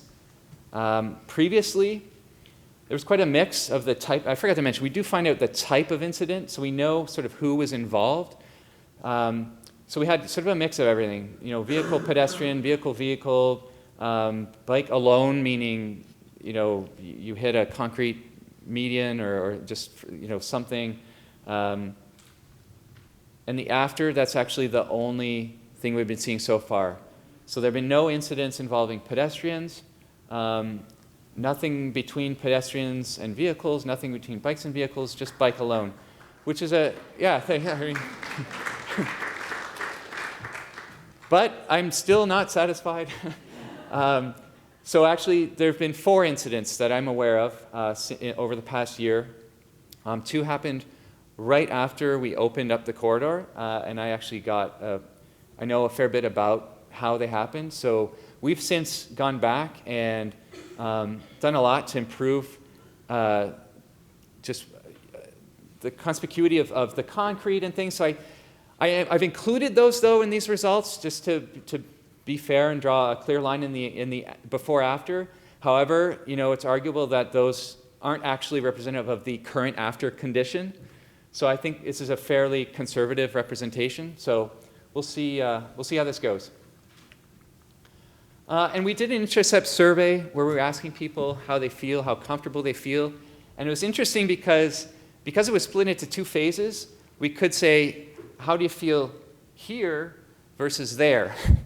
You know, we had the before and after, you know, right there that we could point to. And so for walking, the dark green is people saying they felt much better than before. Dark blue being much worse, and everything in between. So quite positive for walking conditions. I'm not even going to show cycling because it was just off the charts, like so much better. The ER driveway, so it's worth underscoring that it's not just ambulances pulling in here. They're only about 1/3 of the traffic. It's just a lot of just passenger vehicles who are also probably many of them in a stressful state. So we're still trying to kind of untangle this. We set up, this is a video camera that we set up, and from watching a couple days of video. I'll say that the behavior here is not always ideal, but it was generally slow, which, to be honest, is not unlike what we see at a lot of intersections. It's not always, people aren't always exactly following what you had expected. We put a slight jog in the bike lane, you can see. That doesn't seem to have really had much effect in terms of slowing down cyclists. Can't really tell, but they're actually traveling downhill here. So that's partly why there's so much concern at this driveway. We haven't seen any incident, we're not aware of any incidents here, other than a few just anecdotal people talking about, you know, some arguments that happened. But we're still trying to, you know, is there maybe something else we could do here? It's tough. You know, if we're talking about something, you know, flashing, you know, detection and flashing yield on turn signs, something like that, it's really tough here because you have a cross street. So there's just not enough space really to get that detection in time to tell people that there's an oncoming cyclist. We also asked people sort of what were your primary concerns about this corridor, and before it was mostly vehicle volumes and bike volumes. But now, it's, in terms of your walking concerns, it's bikes not yielding at these uncontrolled crossings. It's the speeds of bikes, it's the speeds of vehicles. I think maybe now it's a little more prevalent because the pedestrians and cyclists are closer than they were before. But if you ask people their biking concerns, it's pedestrians in the bike lane. So, and it's pedestrians, crossing, not at the crossing locations, and so forth. Speeds have been a big topic in this corridor, especially around downhill cycling. So we collected some before and after speed data. It was kind of interesting. I've heard this before. When you introduce a particular bike lane, that speeds actually the cycling speeds go down. Kind of what we saw, although in the downhill direction, it actually didn't change much. In the uphill, it went down a fair bit, by 10%. And I think my theory is that in the downhill, you just kind of have everyone sort of coasting along, Whereas in the uphill, it's the less confident, the less, people aren't cycling as often, tend to slow down the faster cyclists, maybe is what's going on. But also one of our points here is, because we get a lot of, feedback around this really fast cyclists, but I like to just be clear that they're actually, even downhill, not traveling faster than vehicles. But what we also achieved, which I'm quite happy with, the vehicle speeds were down by about 10% as well. So I alluded to that study with Professor Bagazi and Professor Winters. That could be a whole presentation on its own. But basically, we set up a ton of videos at these uncontrolled crossings to get a sense for, and unfortunately, we didn't have before data, but relative to some control locations that we shot, get a sense for, how was that yielding behavior working out. So we're asking people so it was interesting because we didn't just ourselves, the sort of transportation professionals, analyze this data. We actually set up an online survey and had the public rate these interactions. And so we're asking people, did the driver or did the cyclist yield to the pedestrian? So how are they evaluating yielding behavior? Should the driver or should the pedestrian have yielded? And do you expect that pedestrian felt comfortable in that crossing? And how would you evaluate risk of injury? So there's a lot of different ways that they have been playing around with, sort of slicing and dicing those different responses. But I'll just mention it was interesting to see, and it's kind of hard to point to, but the bikes, they're yielding to pedestrians. People were sort of strongly disagreeing that was happening. However, when you look at the comfort and the risk, people were still evaluating those interactions to be more comfortable and less risky than the interactions with motor vehicles. And this wasn't the professionals. This was, again, the public rating.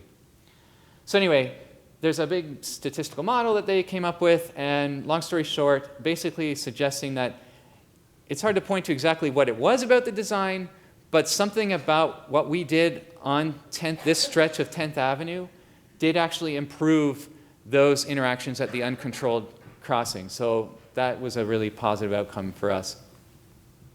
So I think I'm just going to end it there. I can do 2 questions, I'm told. Project budget. Oh. Good one. It wasn't cheap. I'm going to have to convert to US dollars. If you take just, because we had to tack on some hydro work, if you take that out, I think it worked out to about, in US, it'd be like $1.5 million a block. So it was in the 7 to 8 million Canadian. Actually, no, sorry, maybe it was about 1 million US a block. So it would be around 5 to 6 million US.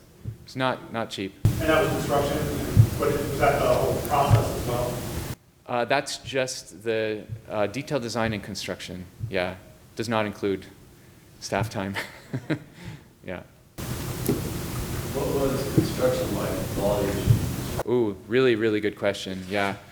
It was complicated. It was really tough, and we had to work hard with our contractor to maintain access through construction. So it was a lot of training of the traffic control personnel. We had ambulance, so we had paramedics come out to help with that training to really underscore that importance. We actually got like really good feedback on the TCPs in the end, but it was really tough. So that slowed down construction a lot. We couldn't just close it off and build it. So it took 8 months, 9 months to build. Yeah. Great, so let's thank Dylan for a great presentation. If you have more questions for him, hopefully you can catch him after the panel session. Next up, we have Nick Foster. We've heard about innovative design, innovative implementation, and now I think Nick is going to present on an innovative partnership. So oftentimes you can find partners to help you get things built on the ground in perhaps not the typical agencies. All right, thank you, Hal. Tough to follow this crowd. It's been a good presentation so far, and now you just have me versus your lunch, and I'll do my best to get you out here on time to it. So yeah, I'm going to talk a little bit about a story about a protected bike lane that came about through sort of a way I haven't seen done before, involving partnerships with local public health organizations as well as some grant funding. And so I think what you'll see about this project is it's unique in a few different ways. Some things that have stood out to me are that, one, the project came about not necessarily because it was in a plan, it wasn't a line on a map anywhere, solving a transportation problem, but it came about to solve a health problem that was identified in an area. The entire thing ended up being privately funded, and then it was also very much driven by the community. It did not originate from city staff or elected officials. It was largely driven by the community members. And I'll give a lot of credit right now here at the beginning to Dr. Stephanie Van Dyke. She's there in the blue. And then Catherine Pope, a nurse who founded the Sky Lakes Wellness Center down in Klamath Falls. They're the real engines behind this project. It was their idea in the first place. They identified the problem, found the funding, and moved this whole thing forward and built up a community coalition. So first off, for those of you who are not from Oregon, Klamath Falls is in south central Oregon. So there we are up in the northwest corner of Oregon. And then it's down here where it's much drier, warmer typically, although today it's probably warmer here than there. It's, yeah, off the beaten path a little bit. So there's I-5. It's over here off of a different highway. So other side of the mountains, different culturally, climate-wise than this area here. So the city itself is about 40,000 people. It's been that way for a while. It hasn't seen a whole lot of growth. It's gone through some different economic depressions. It was a big timber economy. That went away. Gelled Wen, so if you've been by a new construction site and seen doors and windows with Gelled Wen stickers on them, that was headquartered there. It's no longer there. It's now in South Carolina. They still have some facilities there, but so they've taken a few punches over the last few decades. It is home to the Oregon Institute of Technology. It's a 4-year university specializing in engineering and other technology degrees, and I believe a partner with NITSE, with Portland State. So some good transportation research does come out of there. And then it's also a Blue Zone community. And so that's a really recent thing there where they have, the city council agreed to join up as part of that Blue Zone project group to work to improve health in the community. They made some commitments, and that was really a big step forward for this area. So again, if you're not from Oregon, Klamath Falls is not like Portland in a lot of ways. Not just because the mountains are brown instead of green. You know, if you looked generally at voting results, it's red instead of blue. It has a checkered history with different things. You know, in the early 2000s, there was a big hubbub there about saving water for fish. Farmers were out, and ranchers were out breaking irrigation locks to turn canals back on that the federal government had shut down. just generally, it's a little bit different than this area or even Bend to the north. In fact, some of my visits there, people will say, I don't want us to become like Bend. I like us the way we are. But yeah, so a little more rural, isolated, a little slower to move forward. That's Klamath Falls in sort of an economically depressed at the moment. That's kind of Klamath Falls in a nutshell. But there is this sort of grassroots movement going on that has been working to try to improve it. Revitalized a few buildings downtown, building a new park. Joining this Blue Zones community was a big thing that started up right before this project got started. So there's definitely, it's on the rise in a lot of ways. So the problem, anyway, that was identified. So Klamath County itself ranks about the middle of the pack in the state of Oregon in terms of access to health care. They have a very large hospital there, the Sky Lakes Regional Medical Center. They do have Klamath Falls, and like some others, 40,000 people is going to sound small to a lot of you. In Oregon, once you get outside the Willamette Valley, that's a pretty big city. So better access than a lot of places in Oregon. However, they aren't seeing the health outcomes that that access would predict. It's just about the worst in the state. So it's not access to health care. They don't necessarily need more doctors out in the community. They need to change something else to get better health outcomes. And that's really what started driving this forward. So the Sky Lakes Wellness Center that was just starting up, it was the hospital there had hired Stephanie Van Dyke and Catherine Pope to start up this wellness center to work on in more preventative medicine in the community. And so they got a grant from the Cambia Health Foundation here in Oregon to study health outcomes. And so one thing that's nice about being associated with a hospital is you can get access to hospital medical records, and you can map those out to see where are we seeing different health outcomes in the community. So they made a bunch of different maps. This one here shows diabetes incidences. So darker colors are where you see higher incidence of diabetes. They did the same thing for a lot of other things that, blood pressure, hypertension, depression, heart disease, so on and so forth. They had about 10 or 12 of these maps that they created. And what they found was that a lot of those maps concentrated along one particular area.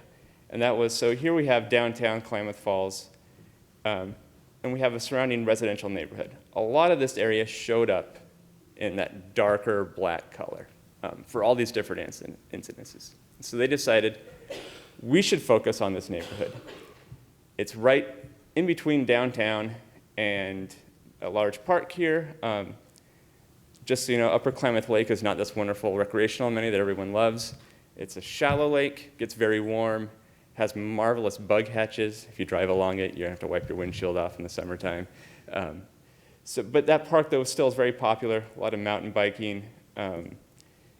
Bean Street here connects up to the Oregon Institute of Technology, so major employer, major student destination, as well as the Sky Lakes Medical Center, another major employer in the area. So you have this neighborhood sandwiched between major employment and university and downtown. Should be kind of a more happening neighborhood, but it's not. It's seeing poor health outcomes. They said, what can we do to fix it?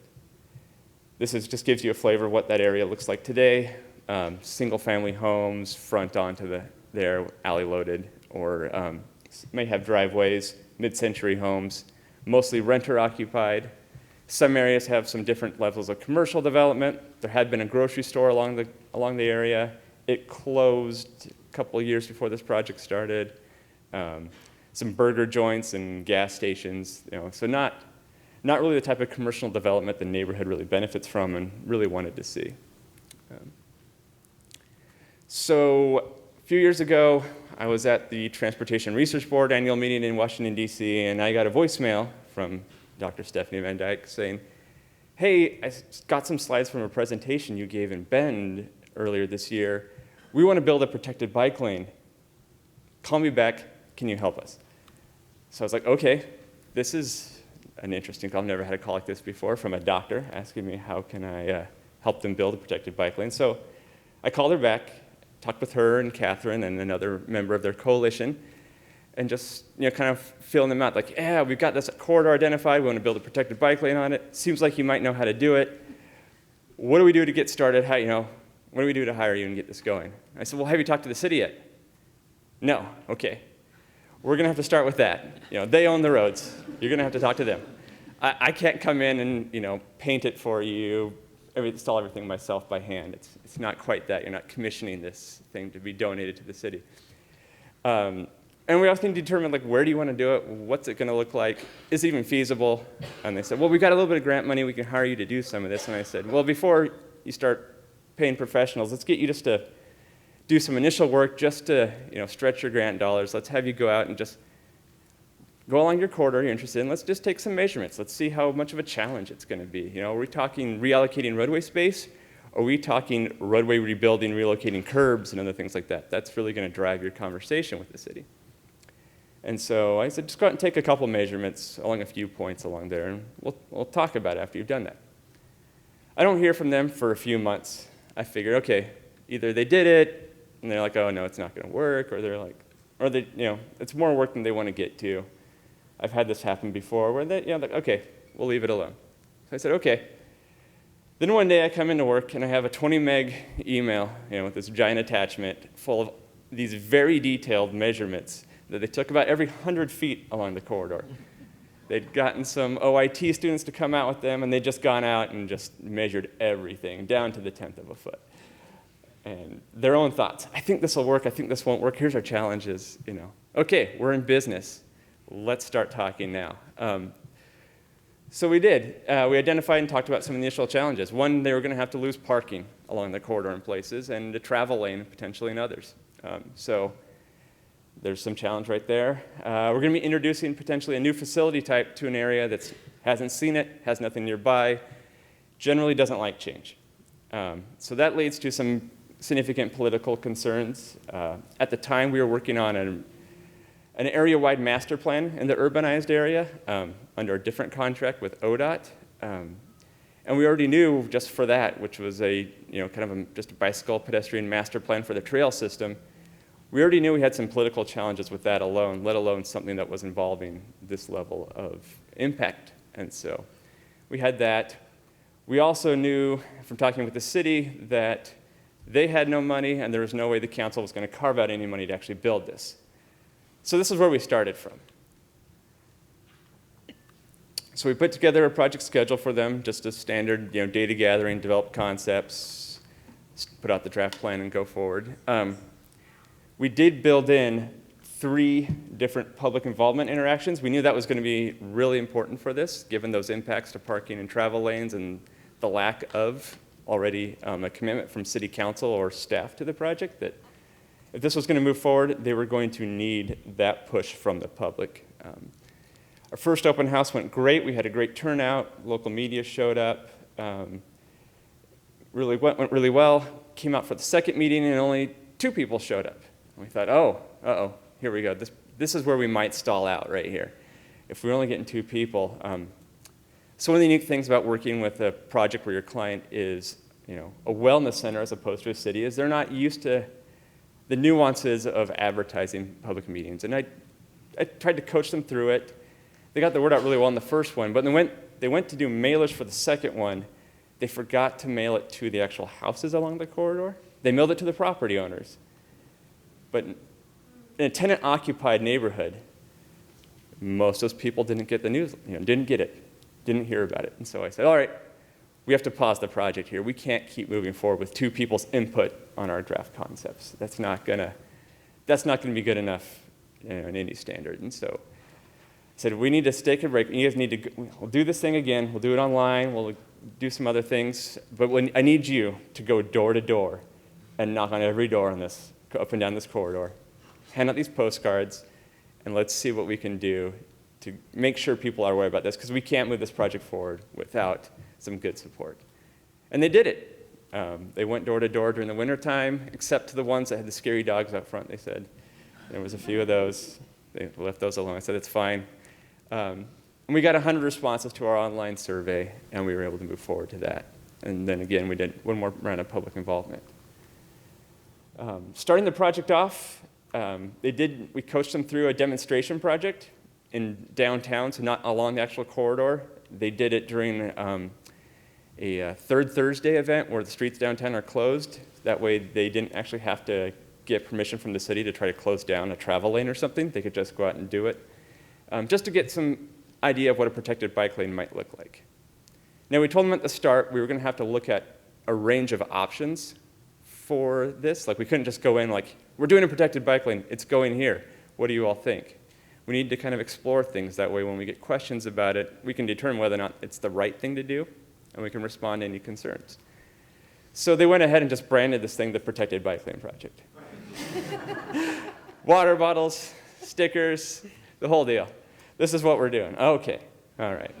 So anyway, they did this little demonstration, with the local high school's shop class built these planter boxes. They got materials donated, and they put them out there, and just to kind of show it off. But backing up, we did come up with several different concepts, some that went along the corridor, some away from the corridor, some involving protected bike lanes, some not involving protected bike lanes. We whittled them down to 3 concepts after the first round of public involvement, involving 2-way protected bike lanes on either side of the main street, Oregon Avenue, or an alternative one using parallel routes, so shared on a parallel route. It's hard to see from this photo, but this is a pretty steep hill. There's some hills in Klamath Falls. The main route just happens to go through the least hilly part. So not too surprisingly, when we put this out to the public, most support came back for those first 2 concepts, the protected bike lanes on the main street. Much less interest in concept number 4, which actually went away from the street with the driveways, with commercial uses, with the higher volumes and speeds. But again, had a lot of hills, and so people were more interested in that main drag. I should add that main street, traffic volumes are a little bit under 10,000 vehicles a day or thereabout. Posted speeds 25 miles an hour, the 85th percentile speeds as high as 37 miles an hour on different parts of it, so it has a major speeding issue. That was one thing we heard a lot from people along the corridor was something needs to change here no matter what, whether people are interested in biking or not. Even the people who didn't necessarily support a bike lane, they would come out and say, I'm not sure if this is the right change, but something needs to change in this corridor. People drive too fast. We're losing our businesses. We lost our grocery store. All we've got are places we can buy cigarettes, beer, and burgers, which sounds like a good time to some people. But, especially for families in the area, they wanted more. They recognize that we're in a prime spot. We're near downtown. We're on the way to the university. We should have more. So we came up with this recommended concept, running up the main gut of the neighborhood, Oregon Avenue, out to Moore Park between downtown. So before 9th Street along the corridor is a 1-way street, 2 lanes. We would lose a travel lane, put in the 2-way protected bike lane. Oregon Avenue itself. We'd lose parking from one side of the street and put in the 2-way protected bike lane. Nevada Street, which is the last part of it, has bike lanes, sort of, well below minimum width. There is a stencil further back here, so this is technically a bike lane, I suppose, even though it's down to about 1.5 feet here. Going to require some pavement widening, but again, there's the right-of-way width to fit a 2-way protected bike lane in. So it came time, we did a work session with City Council. One council member told us to take it back to Portland. I resisted the urge to tell him I was from Boise, and we were told by staff at the they decided to pull the plug on pulling this plan specifically for adoption. But we had going at the same time an area-wide trails master plan that included on-street connections to the trail system, of which this was becoming a line on the map. And so we could have a line on the map for this project that just said, concept underway to be determined. Let's get this through. We'll worry about the implementation of the actual thing later on. So we went for adoption of our trails master plan, and these photos are from about a half hour before the city council adoption hearing. Room was eventually full, so a half hour ahead of time I show up. It's already mostly full. I stood off to the corner. It got packed, standing room only. We went in hoping for the trails master plan to get 3-2 adoption vote. There was over an hour of public testimony, all positive. It was one of the yeah, more rewarding moments of my career, just to hear all these people come out and support it and talk about what they needed in their community. And in the end, we wound up with a 5-0 adoption vote for the Trails Master Plan, with 2 of the council members specifically talking for 5 minutes about their own experiences, how they felt hearing all this from the public, and saying how they changed their minds. So, real exciting. We're all excited. Great. We know we can move forward someday when we get money, because again, there's no money to pay for this. So again, I thought this was dead for a little while. I get a call 2 months later. Can you give us a detailed cost estimate? We have what you have in the plan, but we need the breakdown for our grant application.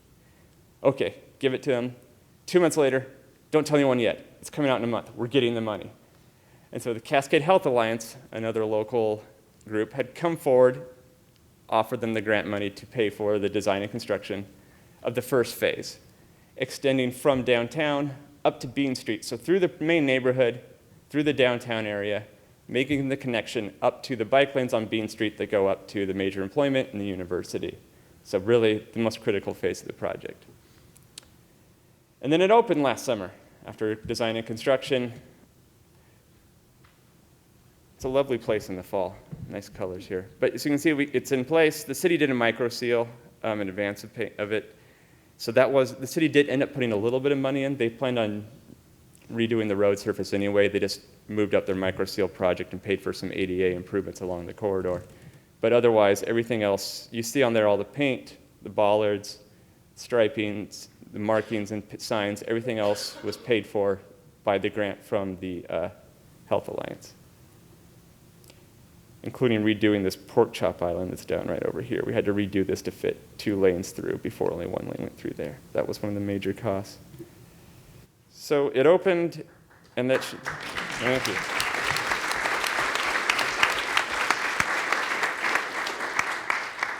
But like everything, it was not as easy as it seemed. Again, there was something else right. So last summer, most of Northern California and a good part of Southern Oregon was on fire. And Klamath Falls just happens to be in a great spot just to receive all the smoke from those fires. And so those of us in the Mountain West, we live our summers watching the air quality index as it goes from green, healthy, to purple, hazardous. Klamath Falls spent a lot of time in that purple, hazardous area last summer. Pretty awful. And so the same people, the Wellness Center, who got this thing built, were now issuing notices saying, don't go out and exercise today. So not a lot of use that first summer. I went down there one time and I had the county public works director tell me, yeah, we have a saying here this summer, orange, which is unhealthy for sensitive groups, it's the new green. If we see an orange day, I'm going for my run, I'm going mountain biking, that's when we're doing everything. Those are our good days. So there was that. So not a lot of use. There were people being told not to go out.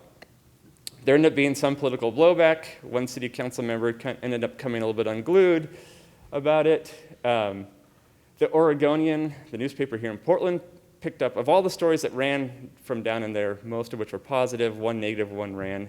They picked that one up. It went a little bit viral. Had some issues with why they chose that to be the only one they ever promoted up here. But that went out there. When you read the article, though, you realize it was just a city council member and his son were, I think, the only quotes in it. So it got a little overblown in some ways. He did end up making that. He went up for re-election. He's been on city council off and on since the 70s, so long entrenched. He ended up making that his pillar of his re-election campaign. And he went up for re-election last November, a year ago. Yeah. And then we also had an issue with the speeds of bikes. So there's a downhill section, and city staff noticed, thank you, that people on bikes, people on road bikes were actually passing motor vehicles down the street. So again, they're going 30 some odd miles an hour and above the speed limit on their bikes too. And that was a little bit of a concern for them, given that they're trying to make this a family-friendly bike lane, having people flying around at 30 miles an hour. So in addition to doing their enforcement operations on motor vehicle traffic, they also ended up doing them on bikes. They gave out a lot of warnings to people on bikes for speeding. So that was an interesting little challenge they ended up doing. I think they added a couple signs too, just advising people to slow down. So that'll happen. So for next steps, there was a changeover in city council that council member I was telling you about, he handily lost his reelection effort. There was again, 40 some odd years of politics, and this ended up, he made his last stand on this, and that was the end of it.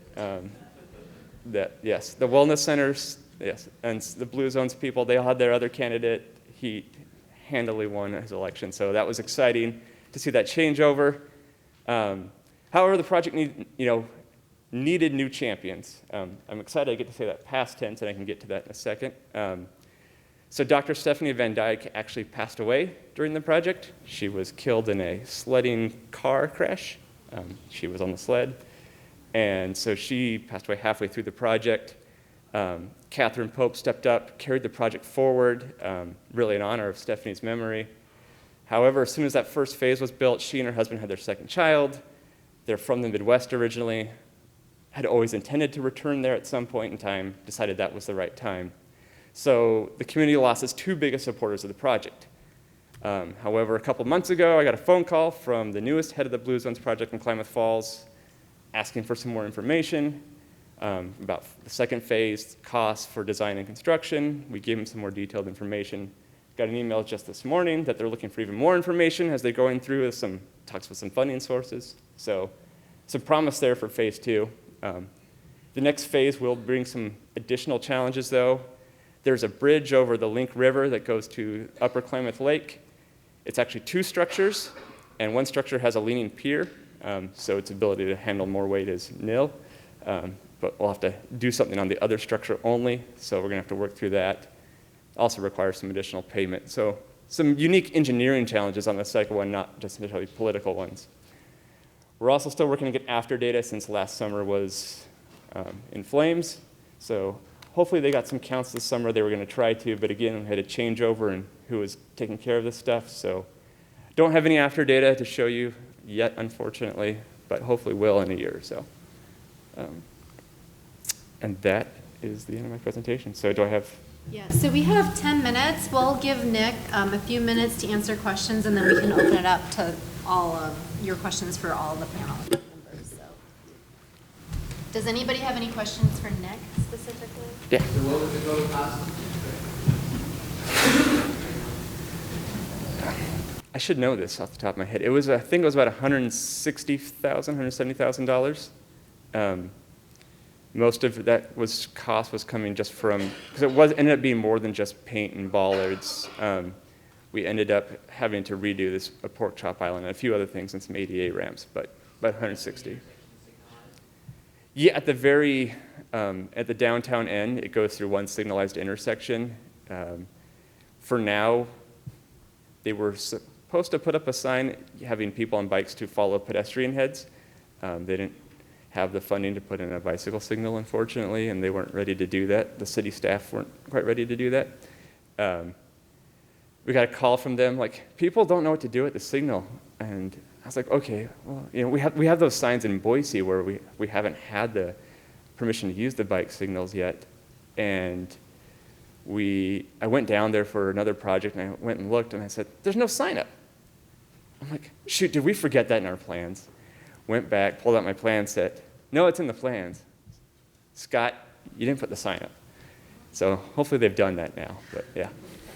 Does everyone in the community want to protect the bike lane now on their street? It's definitely, people have been talking about it, yes. Yeah. It looks really good. Yeah, I think it's been a nice positive addition. The anecdotal responses from the public have largely been positive. The negative ones got the press, but most of the stuff that's come into the newspaper and to other people from talking with people down there has been largely positive. People like the feel of the tighter road. It feels like people are driving slower, and they're excited about that. So, yeah. Yeah. You mentioned about emergency evacuation. Was that ever an issue? Emergency, fire. Oh. Oh yeah, did that ever come up as a concern? No. Yeah, the fires were far enough away from there as not a concern, and we only took away one motor vehicle lane into downtown. all the lanes out of town stayed the same. It's on the couplet side. So as far as evacuations need to get out of town for some reason or elsewhere, it's still all intact. Yeah. So any burning questions for our panelists? We have a few minutes. There's a hand over there. For the hospital zone question, or the hospital zone project, the survey we did about who was online, people said who should yield or who was wrong. Yep. Did you match that with actual who should yield and who was wrong? Because I imagine, especially a lot of seniors have a lot of concerns about lighting that might not, way be more perceived than actual. Yep. Yeah, well, I guess the question is who's defining, like, how do you define who should yield? It's actually really hard for some of these crossings that we were dealing with, especially when you have a short crossing, across a protected bike lane that's 4 or 5 feet wide. Legally, in Vancouver, if the bicycle or the vehicle is required to yield, as a pedestrian, you're supposed to actually have stepped off the curb. So in such a short cross, you have to basically be halfway across the bike lane before they actually have to, it's just kind of ridiculous if you get into that pedantic level of analysis, like the legal analysis. So that's kind of why we asked the public, but I don't know if I mentioned, but we actually also had a pool of safety experts that we also asked their opinion, and we did actually sort of compare those two. And it was interesting, they pretty much lined up on judging yielding, comfort. Risk, they didn't though. Risk, the public evaluated much higher than the professional safety experts, which is kind of an interesting commentary. Chris alluded to the IIHS bike lane safety study. Yeah. And a couple of critiques. I just wonder if you want to elaborate on that a little bit. It's really interesting to hear your thoughts. Yeah, so the headline was basically, design matters and protected bike lanes have elevated risk, but when you look at the study in detail, it's really talking about two-way facilities, and actually they were all but one were left side two-way facilities, and almost 70% of and there was only 25 crashes that they used in this model, so, and they were, I think, over half of them were from 15th Street on DC. So I think, overall the study, when you read the paper, it has all those qualifications and is well documented. That case control method that they used doesn't include anything about either cycle volume or motor vehicle volume, so you can't answer the question of was the street safer with the protected bike lane or without it. It's just sort of a risk comparison to other facility types. So it's quite different from the crash-based studies that have looked at the safety of protected bike lanes, and it's different than Winters and Teschke's study that have the same method. So it's probably not surprising that two-way bike lanes have elevated risks, but it's a specific design that they looked at, two-way bike lanes on left side. So I think the headline at least was a little misleading. So. Oh, and one other thing, that the sample is 70% male under 40, and 65% of the people were commuting. So there's some built-in risk to that age group, just in the type, that can't be controlled with because the folks are intercepted as they enter the trauma center. So that's who goes into the hospital. So, Roger? Yeah, Chris and Nathan, I was wondering if you were able to come up with any data about the safety performance of the other intersection types you looked at. Yeah, I think we didn't, but the New York City DOT study did they have part of the challenge is that you don't have a lot of facilities of comparable or varying volume ranges of similar design types to sort of look at the safety. But in New York, by the time when they did theirs, they did have a pretty good sample to look at. And I think one thing that this is the first time we ran through the presentation. The comfort stuff that we presented is sort of, the the next piece of information you need is what's the right turning volume, and that's why we use some of the simulation to get at that. But really, the thing that the bend in or the bend in and the maintain separation may have higher comfort rating than the mixing zone, but they drop off significantly when you interact with traffic. So it sort of implies that for both of those designs, there's some upper threshold of right turning volumes where that comfort's going to take a change. But we didn't see that in the signal or the protected intersection, meaning that they could probably accommodate more right turning volumes. So I think the safety is probably the actual safety of mixing zones. I'm not sure that I think they're probably okay. That's just my sort of hunch. But I don't think I'm not aware of anybody that's been able to look at that yet to sort of get the differences between those types. So, and we only had so much budget, and we kind of scoped on this comfort because we thought that was the more important question, at least at this point. Just a quick follow-up. Okay. That's all right. So in lessons from the green lane, you've got a lot of video data, different intersection types. Yeah. Have you been able to go back and mine that and look at specific interactions that occurred at the different intersection design types? Yeah, I mean, we did do that, and that's kind of why I also sort of I didn't want to repeat that, because we did a lot of work and weren't able to really answer any questions because, this one had 50 right turning cars, this one had 150, this one had, there's just so much variations on the designs at this point that it's really hard to make the safety comparisons from the crash until we sort of get to some more consistent designs. I mean, even the ones in the picture I showed you, Salt Lake City's got this 50-foot mixing zone, and ours here in Portland's are 150, and I think New York, in their results, their study they looked at, one of the things they're going to do is try and shorten the mixing zone, because they also saw that both on a safety side, that shortening that length of the exposure zone had some benefit from comfort and from safety. So more work to be done, I think, and I think, but hopefully our work sort of at least lets you point to some comfort information that's pretty generalizable. So I'm going to give the last question to Brianna, because I saw your hand up, and then we'll wrap up. Cool. So I'm curious how micromobility has changed your thinking about the bikeway design, selection, research, what questions you feel like we need to answer next about how the scooters, how the bikes, and how bikes all interact together in the same space. Yeah, it's a great question. We've started, since the AASHTO Guide's been going on for 4 years now. This scooter thing wasn't a thing 4 years ago, really, as much or as prevalent, so that's changed, and so we've actually added into the AASHTO Guide.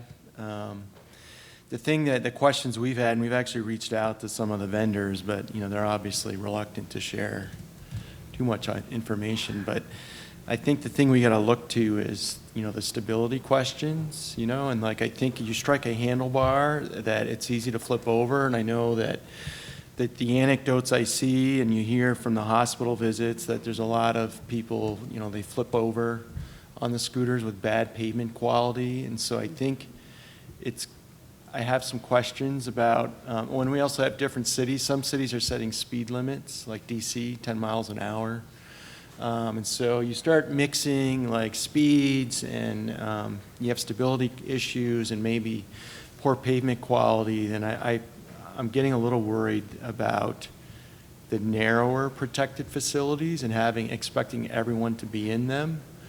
And I think we got to wrestle with that. So the only way we've been able to address it is just identify that these are things to be aware of, that there's different shapes of some of these things, and that as volumes go up, we have to start planning for wider facilities. And I think it'll become a question of whether even mixing zones are appropriate.